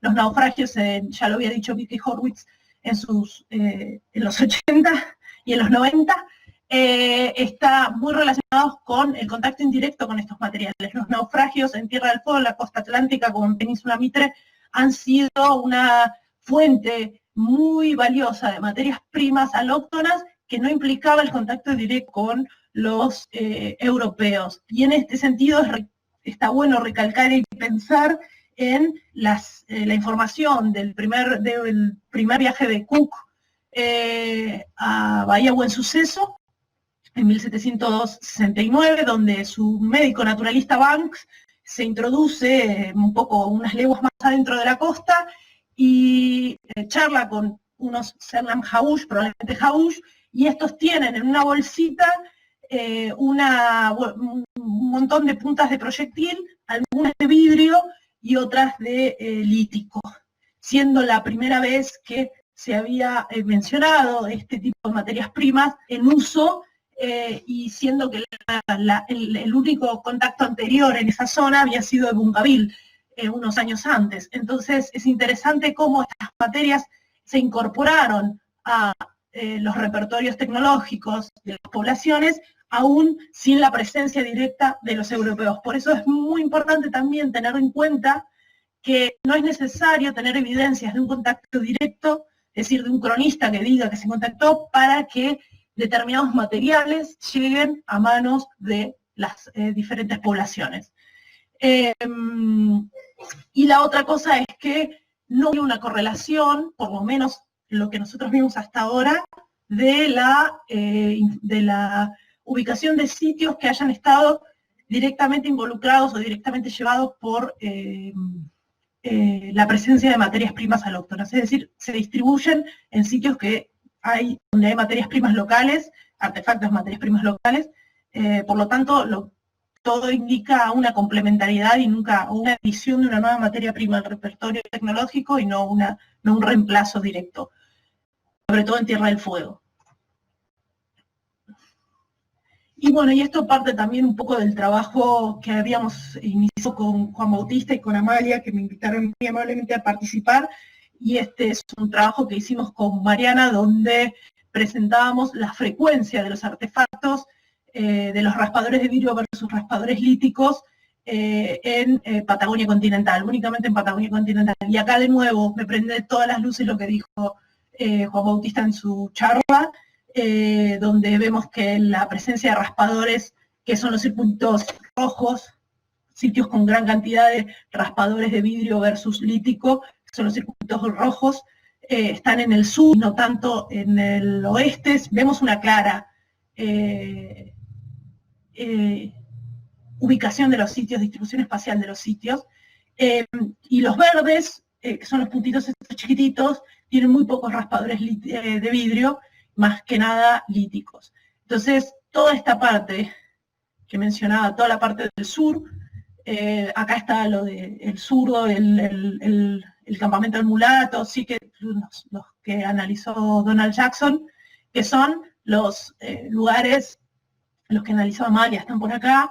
Vemos que hay también presencia de raspadores de vidrio, pero siempre hay alguno que otro raspador lítico por ahí dando vueltas. Y nuevamente es el sur de Patagonia continental, los lugares donde aparecen o donde son más registrados arqueológicamente este tipo de artefactos.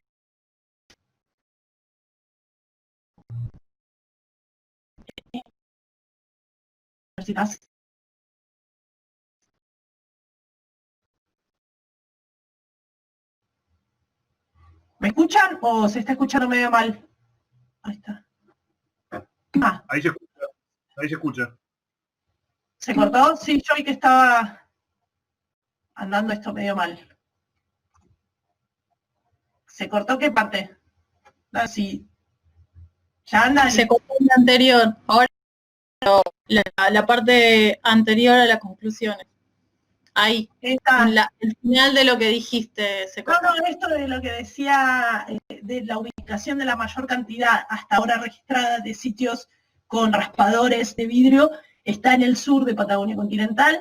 Obviamente también está el occidente bastante ocupado con raspadores. Hay muy pocos en esta zona de Santa Cruz, hacia el Atlántico, hay menos. O sea que tendríamos que estar empezando a ver en Patagonia, pensar otras vías de circulación y de ingreso de materias primas alóctonas a los repertorios, porque es evidente que no está, por lo menos no estaría, acá nosotros también habíamos marcado los naufragios y algunas fundaciones, pero no están tan relacionados. O sea, están en las zonas más, como decía Juan Bautista, más marginales quizás. Entonces quizás es lo que decía, lo que venía planteando Amalia en su tesis doctoral y que venía trabajando antes, es una estrategia de uso marginal también de estos espacios. Pero bueno, nosotros queremos explorar vías de ingreso o posibles vías de ingreso de estos nuevos materiales, dado que creemos que el Atlántico no es la vía potencial, por lo menos por ahora, de ingreso de estas materias primas. Como conclusiones, primero pensar en el registro arqueológico como una herramienta fundamental, como fuente de información, y que combinada con el registro arqueológico, como una herramienta fundamental. Y el registro arqueológico, combinado con el registro arqueológico, nos puede ayudar a pensar un poco en respuestas a cómo se sucedió este proceso de contacto y cómo fueron o qué tipo de estrategias se implementaron en las sociedades indígenas para el cambio que se Patagonia tiene una ventaja comparativa con un montón de otros, con respecto a otros lugares. Primero que nada es que el contacto efectivo o el avance efectivo es muy lento en comparación a el NOA, por ejemplo, en Argentina, el noroeste argentino. Si bien se empieza a ser explorada de manera temprana, el interior de Patagonia permanece con muy pocos exploradores hasta el siglo XIX. Entonces, es un espacio donde se puede pensar en evaluar el proceso de cambio, por un lado.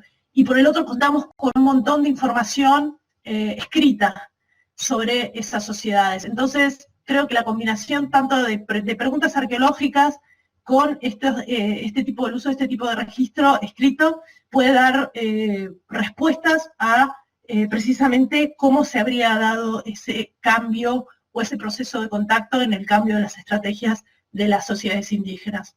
Lo mismo pasa en Tierra del Fuego, en el sentido de que la insularidad de Tierra del Fuego le permitió mantenerse un poco alejada de la presencia del Estado-Nación, y no es hasta fines del siglo XIX que se empieza a afincar de manera con mayor presencia del Estado-Nación argentino y el Estado-Nación chileno. Entonces, son lugares donde nosotros podemos ver cómo se produce o cómo se va dando ese proceso de cambio, sin tanto la presencia efectiva, lo que sería la ocupación efectiva del Estado-Nación de ese espacio, que se da recién a fines del siglo XIX, principios del siglo XX. Nuevamente les recuerdo, por si les interesa más este tema, en pautas del uso del registro escrito, la idea es consultar muchas fuentes, es decir, generar un registro escrito promediado, ¿sí? Que no sea una fuente más valiosa que la otra, por más de que cualitativamente ustedes la evalúen así, siempre es bueno tener la mayor cantidad de fuentes y de autores de una región particular, ¿sí? Tratar de consultar ediciones originales, las que se puedan, hay mucha disponibilidad ahora por digitalización. Chile tiene con el DIVAN una fuente muy importante de fuentes digitalizadas, preferentemente en idioma original, pero hay veces que una no sabe esos idiomas, entonces buscar traducciones, en general buscar traducciones también contemporáneas que se pueden encontrar, ¿sí? Y comparar ediciones para ver si hay faltantes, quitas, ¿sí? Eso también es importante. Y hacer bases de datos que sean comparables, ¿sí? Con unidades y que sean comparables con el registro escrito, ¿sí? Y generalmente tener un protocolo de qué tipo de registro se va a hacer, cómo se va a registrar la información, y un operador entrena. Y en cuanto al uso del registro arqueológico publicado, requiere obviamente la revisión periódica de las publicaciones, incluso volver a publicaciones que ya revisaste porque por ahí te faltó o no completaste una unidad, por lo tanto también generar bases de datos comparables que tengan variables que sean comparables, pero recopilar la mayor cantidad de datos que está en una publicación. Y algo muy importante es que, como la publicación es de autores y de arqueólogos, respetar siempre las unidades y la información que aparece en la publicación, no interpretarla, ¿sí? Si quieren interpretarla porque es una unidad que no aparece, mándenle un mail al autor si está vivo o vivo, y pregúntenle qué quiso decir, pero siempre tratar de respetar lo que aparece o lo que dice el autor, aunque le dé nuevas unidades. Después se pueden hacer cambios y arreglos en la base de datos, pero siempre es mejor respetar la unidad. Yo recuerdo en el caso de Industria Ósea de Tierra del Fuego que Vivian Jason había listado un artefacto de óseo como Punta Roma. Yo lo anoté así y era un outliner que me daba de los artefactos óseos, hasta que un día saliendo de la facultad le pregunté qué había querido decir y me dijo, no, era un retocador. Listo. Ahí recién le puse retocador, o por ejemplo Luis Borrell utilizaba mucho en las publicaciones de los 80 cabezales líticos. Bueno, preguntarle al autor qué se refiere con cabezal lítico, si es una punta de proyectil, si es, digamos, qué tipo de punta de proyectil, para ser comparables y para no hacerle decir a las publicaciones cosas que no dicen, y eso es muy importante. ¿Sí? Bueno, y creo que hasta aquí llegamos. Y muchas gracias a todos por la invitación y por la escucha.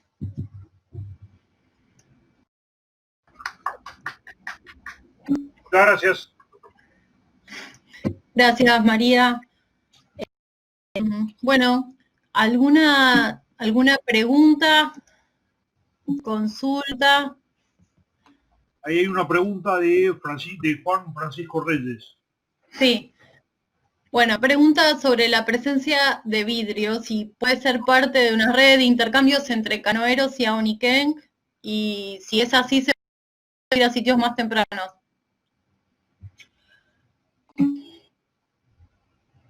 ¿Quién quiere contestar? ¿Quién la contesta a los dos?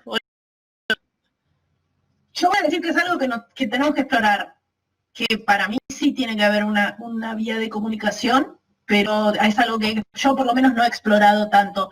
Con los canoeros, por lo menos sí tengo evidencia, con los canoeros, los que serían los Kaweshkar en el Estrecho de Magallanes, sí hay una evidencia de redes de intercambio previas entre Aoniken y Kaweshkar, pero no hablan específicamente del vidrio, por ejemplo. En ninguna de las fuentes mencionan el vidrio. Sí de no solamente intercambios, sino incluso algunas indican que habría como una especie de reducción a la servidumbre de algunos Kaweshkar por parte de los Aoniken. Pero después, en cuanto al vidrio, no sé nada. No aparece nada en las fuentes. Y en cuanto al sector occidental de los canales chilenos, del archipiélago chileno, es algo para mí que hay que explorar. Red de intercambio entre canoeros y Aoniken tenés con el caso, por ejemplo, de la obsidiana verde. Entonces, sería posible estar en que también se haya intercambiado vidrio. Pasa que ahí la ventana temporal, como es mucho más corta, por ahí sea difícil de detectar en términos arqueológicos, pero no deja de ser una pregunta interesante. Pero sí existió antes, no veo por qué no pudo haber continuado esa interacción si tenés registros históricos tanto de poblaciones canoeras como de poblaciones aónicas.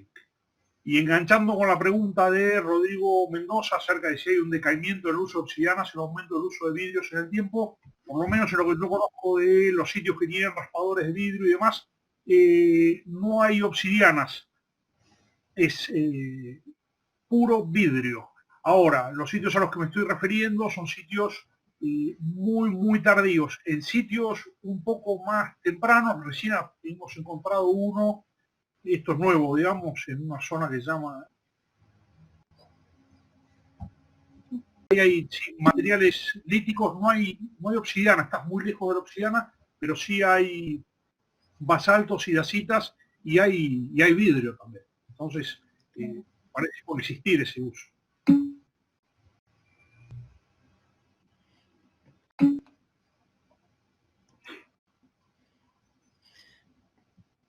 Sí, quizás en la cuestión es pensar también en esto de que los raspadores son, en esto que se ve por ahí en el continente, que son los raspadores, pero que después en vídeo en la isla se hacen otro tipo de instrumentos aparte de los raspadores. Eso también es interesante.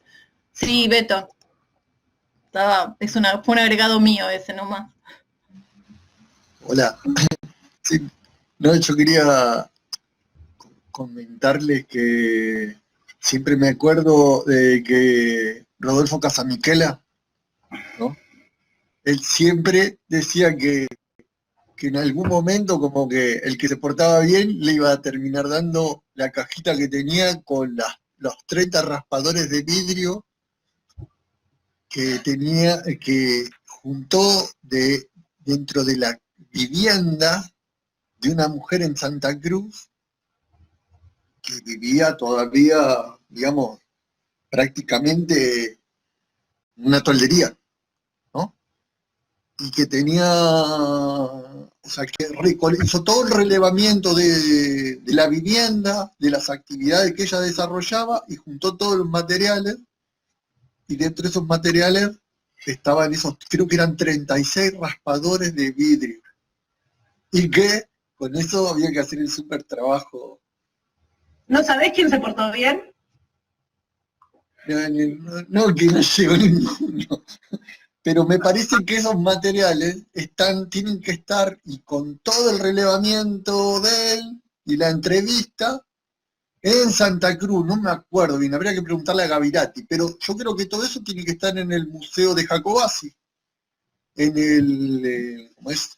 Gerhard, no me acuerdo el nombre, no me va a salir, pero todos los materiales de él fueron ahí, y debe estar inventariado y no está estudiado, o sea, debe estar, él le anotaba todo, entonces debe tener todo el reglamento, digo, ¿no? Porque es interesante, y él siempre decía que tenía todo el registro, y esos, no me acuerdo si eran 30 o 36 raspadores que juntó ahí, que eran lo que utilizaba la mujer, y que lo iba descartando, y bueno, fue tomando todo para qué lo utilizaba, todo, o sea, y eso puede haber sido en la década del 50, 60. Eso, Beto, puede ser de Camusu que ahí hay cientos de raspadores. Sí. Lo que hemos relevado ahora en el lago Viedma, hay sitios con cientos de raspadores. Cientos es cientos. De verdad, hay, digamos, hay por todos lados. Y debe ser me parece que lo de Casamichela debe ser de Camusu Si no, digamos, hay gente que todavía, por lo menos hasta hace unos años, hay un par de señoras que en Gobernador Gregores estaban trabajando con guillangos y demás, y continuaban haciendo los raspadores. Sí, bueno, sí, creo que sí. Pero te hago que una muestra que tomó, como un relevamiento que hizo, no sé si en la década del 50, ¿sí? Y era dentro de lo que él describía como una toldería. No sé, es un dato pintoresco. Porque hay una muestra que tiene, digamos, la funcionalidad directa, registrada por un etnógrafo. Bueno, eso. Yo sé que muchos de los materiales están ahora en el CEMPAT, ¿no? Si no me equivoco, de Casamichela. Habían quedado ahí. Pero no sé si estará eso. Era lo que yo sabía. De la cerámica que hace Marcelo Sánchez, sí, acá en el sur hay muy tardía, y en el sur me refiero al sur de Santa Cruz, y la verdad la frecuencia con la que aparece es muy baja, y es una cerámica que en general, por no decir toda, no tiene decoración y demás, no parece haber tenido mucha utilidad en términos de la frecuencia con la que aparece. Sí, por ahí aparece el último 1000 años más o menos, tiene una temporalidad así, porque en el noroeste hay fechas de 960, algunas de las que tiene por ahí Gisela, pero es bastante baja, bastante tardía y poquito, ¿no? Sí, y lo que tiene Gisela es mucho, comparando con lo que hay al sur. Sí, Sí, sí, sí. Sí, no es algo que aparezca con frecuencia ni en todos los sitios, ni siquiera tampoco aparece con frecuencia mencionado en las fuentes. O sea, la manufactura, uso de cerámica, de cosas de cerámica, no, para nada. Lo único en Camuso hay que, pero esto también bien tardío, el uso del grés cerámico, deben ser Sí. botellones de fiebre y demás utilizados para raspadores, pero es recontrahistórico, digamos. Me refiero a que debe ser siglo XX. Sí, sí. Sí, Beto. Oye, una pregunta. En esto de los sitios boscosos. Bueno, yo cuando empecé a trabajar en el interior de Bosque Meridional Neuquén, en esa zona, también ya iba a ver, en realidad, mi objetivo era ver el registro arqueológico de, digamos, la logística de los grupos de la estepa que entraban a ver y tratar de ver qué uso hacían de los recursos del ambiente y los recursos boscosos, ¿no? Ya me planteaba un uso logístico de gente que venía de la estepa. Y obviamente cuando empecé a trabajar ahí, como que el primer año todo me daba logística, había cerámica, pero para hacer dulce. Y obsidiana, 90% obsidiana. Digo, bueno, de acá vienen a hacer cerámica y a buscar obsidiana. Pero, digamos, después del segundo año ya no daba, ¿no? Ya obviamente me di cuenta que era otra cosa. Pero y entré a ver las colecciones del lado chileno y me di cuenta que era lo mismo que había para el lado chileno y que no eran... Lo interesante, como decía Juan, que no eran sitios campamentos de actividades específicas, sitios logísticos, sino que habían sitios residenciales. Y si había logística, no era de que venía de la estepa, sino del sector oriental cordillerano, de sitios boscosos. Pero bueno, una cosa interesante es que la mayoría de los sitios son a cielo abierto, salvando las diferencias, ¿no? Porque no vamos a comparar el ambiente, el clima del norte de Patagonia con el sur. Pero han visto, por ejemplo, se encontraron grandes sitios a cielo abierto y con mucho material que la señal arqueológica, digamos, a cielo abierto era una simple muestra, capaz que había cerámica más que nada y algunos desechos de obsidiana. Y cuando excavamos había materiales tremenda la cantidad. Entonces, digamos, se han podido, se contempla trabajar, excavar sitios a cielo abierto. Mirá, creo que una de las grandes diferencias entre el bosque del Nor Patagonia con el bosque del sur de Patagonia es que en el norte de Patagonia vos podés pasar hacia la vertiente pacífica. En el caso del sur no. Estos son claramente fondos de saco, o sea, rebotás contra el hielo continental.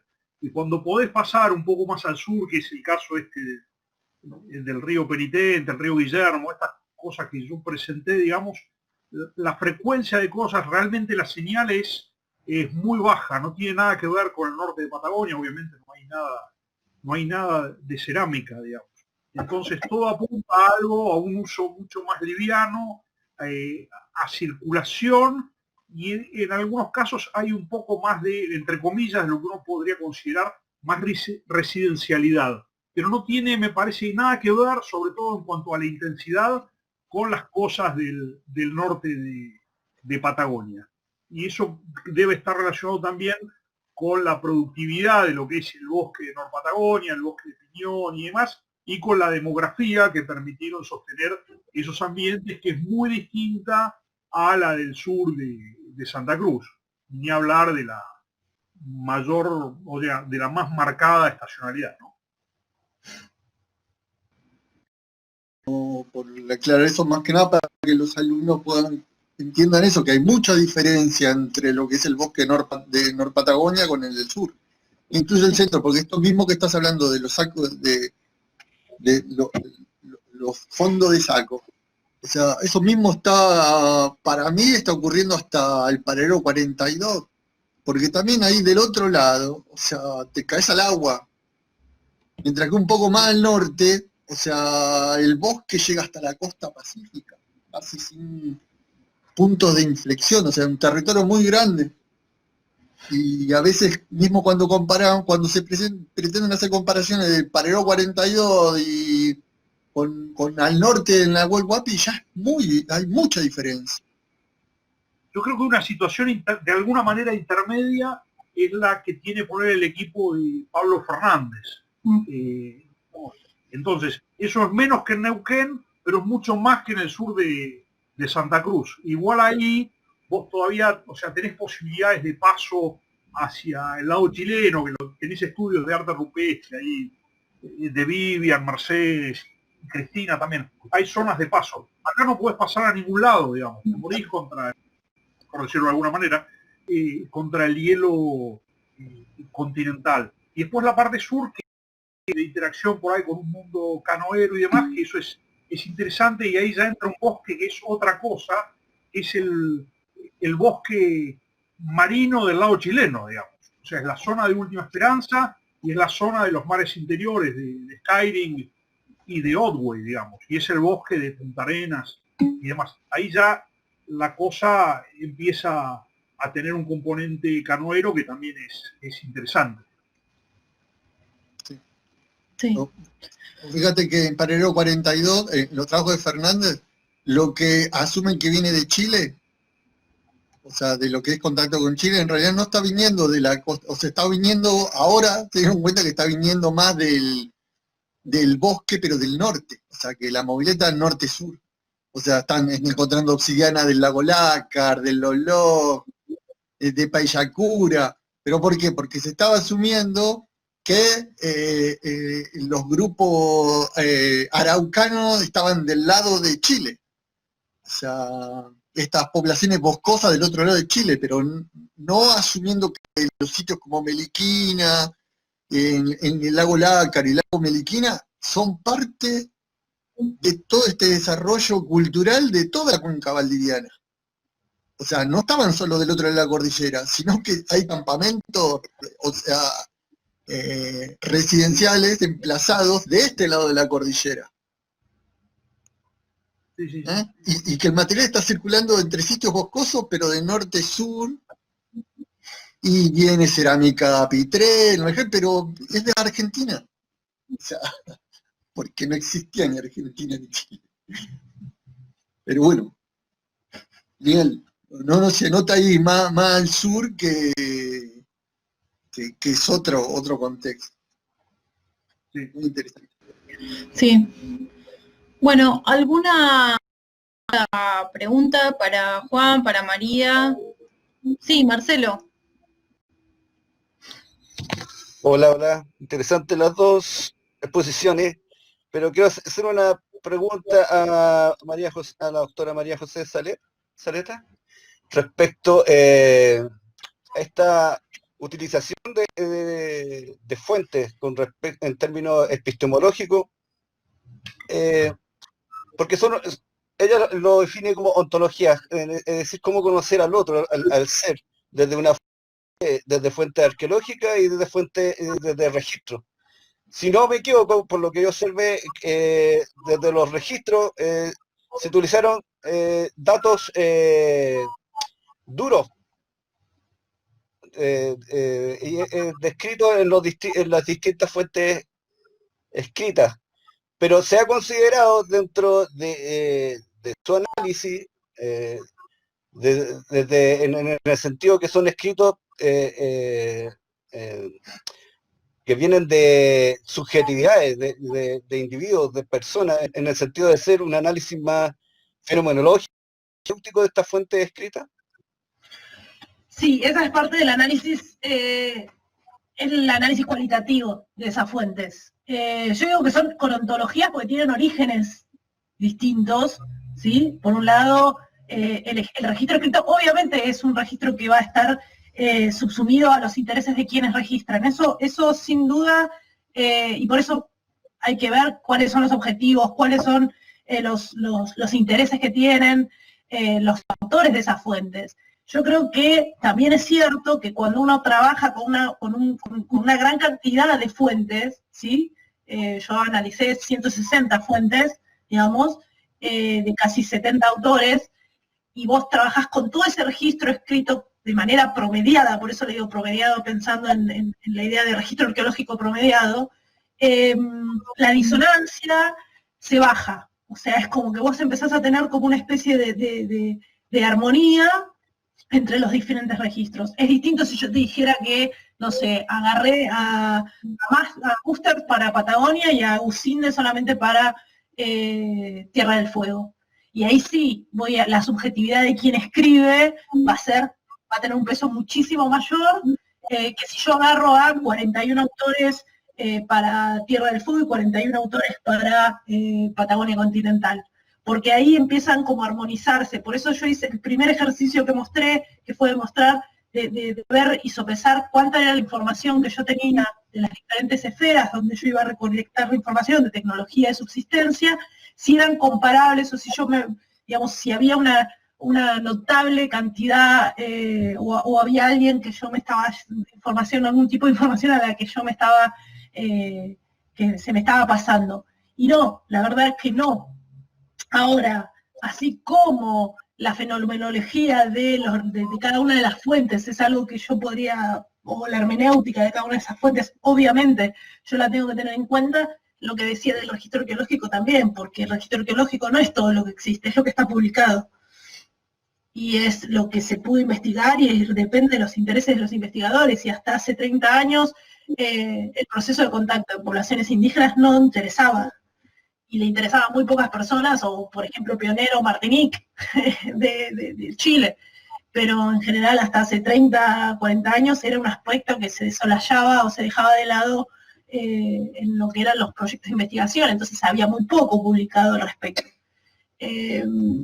Entonces, no es todo lo que hay, es todo lo que hay publicado. Y a eso también es algo que tenemos que tener en cuenta en cuanto a el análisis del registro arqueológico publicado. Por eso digo, no son investigaciones ni por parte de un proyecto de investigación que contemple toda este área de Patagonia. Es los intereses de un montón de equipos, de los equipos de Juan, de los equipos de Amalia, de los equipos Rafaeloni, digamos, de todos los equipos que van orientando sus intereses a diferentes áreas. Y el tardío ha recibido mayor interés en los últimos años, y eso es algo que está buenísimo para mí, pero también es un aspecto que hay que tener en cuenta.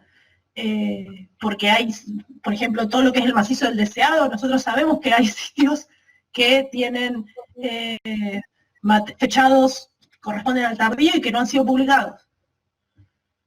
Y que sabemos que hay sitios ahí, pero que no están publicados. Entonces, ahí si te fijas en el mapa de lo que sería el noreste de Tierra del Fuego, de Santa Cruz, aparece medio un vacío. Y ese vacío responde a interés de investigación, no a una existencia a una ausencia de sitios o de uso en el tardío de esos sitios. Son muy pocos.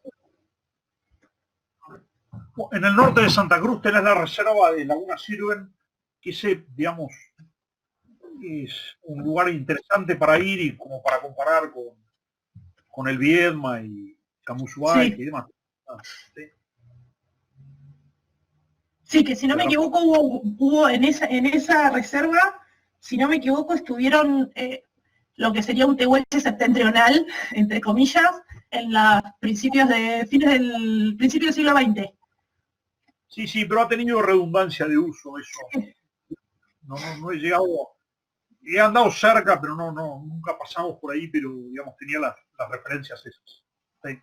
Entonces, es cuestión de ver los basurales.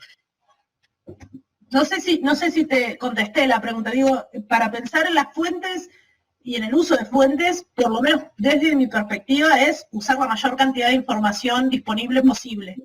Y se analiza en bulk, en cantidad, digamos. Se sopesa, obviamente, vas a tener autores que son más confiables que otros, pero yo analizo las citas en conjunto, la información en conjunto. Entonces, el sesgo subjetivo, la subjetividad, se pierde.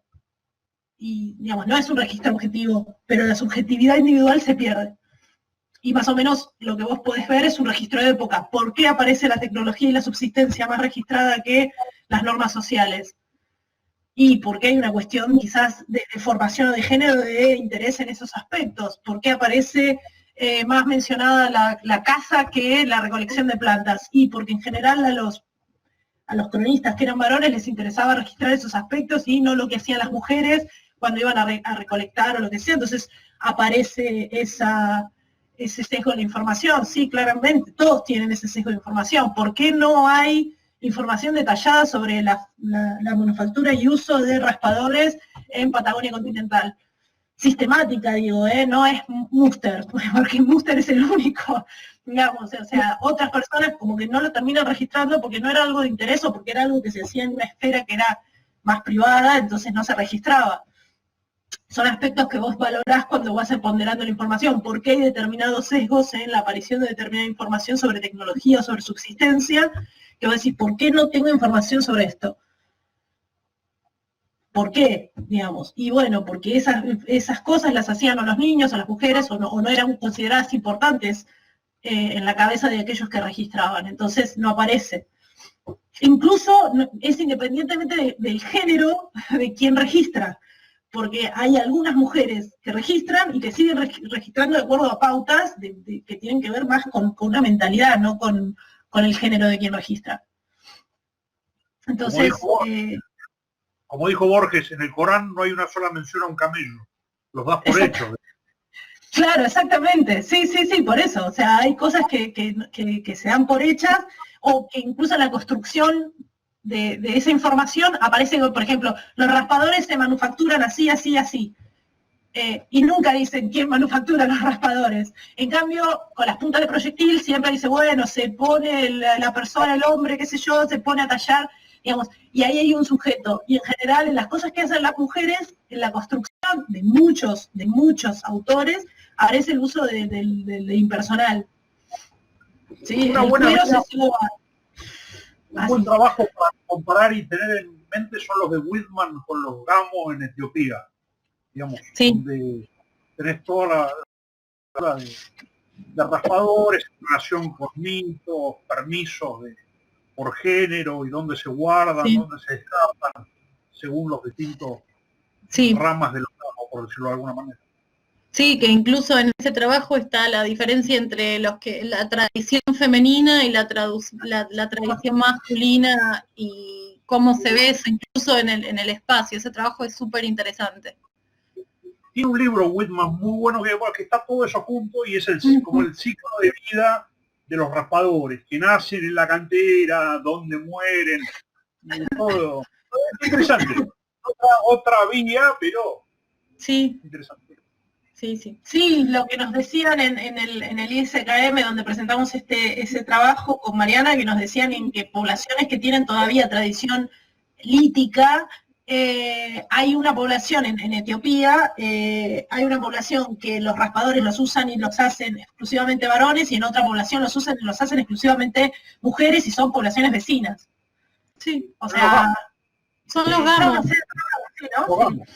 Y la sustitución por vídeo es muy interesante también. El tema de que nos contaban de la sustitución por vídeo era alucinante. O sea, preferían la botella de Coca-Cola a la botella de Pepsi. Y no había una explicación racional a eso, simplemente que decían, o sea, que para hacerlos, cuando le cortaron el acceso a los agricultores a las canteras, empezaron a utilizar el vidrio. Pero preferían la botella de Coca-Cola a la botella de Pepsi. Maravilloso. Por la forma de la botella de Coca-Cola, quizás. Suponemos que es claro, exactamente, pero qué sé yo, está bueno. Hay que ver si ahora que cambió y es recta, empiezan a elegir a otra. Bueno, ¿alguna otra pregunta? Si no, ya los dejamos, que es... ¿quién no prefiere la Coca-Cola de Pepsi? Dice Beto. Claro, quizás por el sabor, quieren que les traigan Coca-Cola y no Pepsi. Bueno, si ya no hay ninguna pregunta, los liberamos a Juan y a María. Les agradecemos mucho por haber... Mapas químicos de los vidrios, como se hace a la obsidiana, pregunta. Creo que hay algo para desde la gente que trabaja en histórica en provincia de Buenos Aires, pero en general se manejan con mapas de color, en realidad, no de químicos. Sí. Y O por ahí sea, formas, formas y la presencia de... botella, frasco de perfume, más el tipo de, Sí. el tipo de tenedor. La costura, la presencia de postiles o no, qué sé yo, eso es lo más que yo sé. Químicos no. No sé si se pueda, supongo que No sé, sí, Beto pero... ahí, mano. Beto. Es que justo lo que se analizan son los elementos raros y generalmente para esas botellas, bueno, puede ser que te dé algo, algún producto industrial, pero porque si no, o sea, el sílice justamente para hacer esos análisis lo que menos usás es el sílice, porque todos tienen, o sea, es puro sílice, sino los elementos raros. Quizás puedas distinguir vidrio o tipos de manufactura de acuerdo a algún elemento que le estén agregados industrial. O sea, Plomo, antes tenían plomo y hay otros. claro, sí se podría, digamos, ver cuál es el elemento raro asociado a la manufactura, digamos, al proceso de industrialización. Claro. Eso. Sí. Sobre el proceso de industrialización del vidrio sí hay toneladas de información disponible. La idea Por sí eso. podría ser comparar a ver si esos vidrios... Pero bueno, no se ha trabajado todavía en el tema, pero se podría analizar, ¿no? el vidrio y tratar de verla si sirve como para... Sí, pero en general no están asociados, no hay asociados fechados a esos vidrios, tampoco. Ni en Pero Tierra del podría Fuego ser ni en...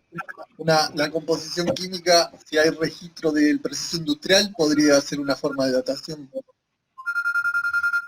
Sí, directa. hay que ver la extensión de la duración de ese proceso, porque si es 200 años, por ahí no es tan Sí. diagnóstico. Uh-huh. O sea, si es un tipo de producción, el agregado de un tipo de mineral tuvo una duración de 200 años, sí, te dice, bueno, es anterior a o posterior a, digamos, pero sí. Yo recuerdo más que nada el plomo, porque el plomo es el que se desintegra después y le da el color, esos nacarados a los vidrios. Sí. Cuando está en elevación, pero después no habría que buscar. No es mala idea, está buena. Bueno, hay que conseguir plata. Ahora sí.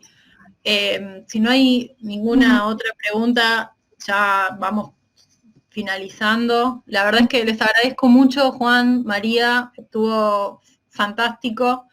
Los invito al viernes de la semana que viene, creo, si Gustavo me corrige o no, pero va a estar Ramiro Barberena haciendo también una charla en arqueología del espacio. Así que están invitados todos. Ahí a Gustavo. Ahí les da el próximo viernes 24, Ramiro nos va a dar una charlita sobre biogeografía humana, arqueología nodal y nuevas tendencias en la arqueología del espacio. Entonces, nada, están invitados a participar también. Buenísimo. Todos los estudiantes y ustedes también, obvio. Bueno, gracias. Gracias a todos por participar. Veo que ya es casi en Argentina es la 1:15 y están y acá también ya es casi la hora del almuerzo y muchos se están yendo, así que les agradezco muchísimo a los dos por la charla. Ahora después cuando la editemos se las pasamos para que la tengan y la compartan. Y la verdad es que está buenísimo aprovechar por ahí este contexto para poder hacer estos intercambios y que nos sirven a todos un montón. Bueno, sí. Muchas gracias. Gracias. Un saludo a todos. Hasta luego. Chao, hasta luego. Chao, hasta luego.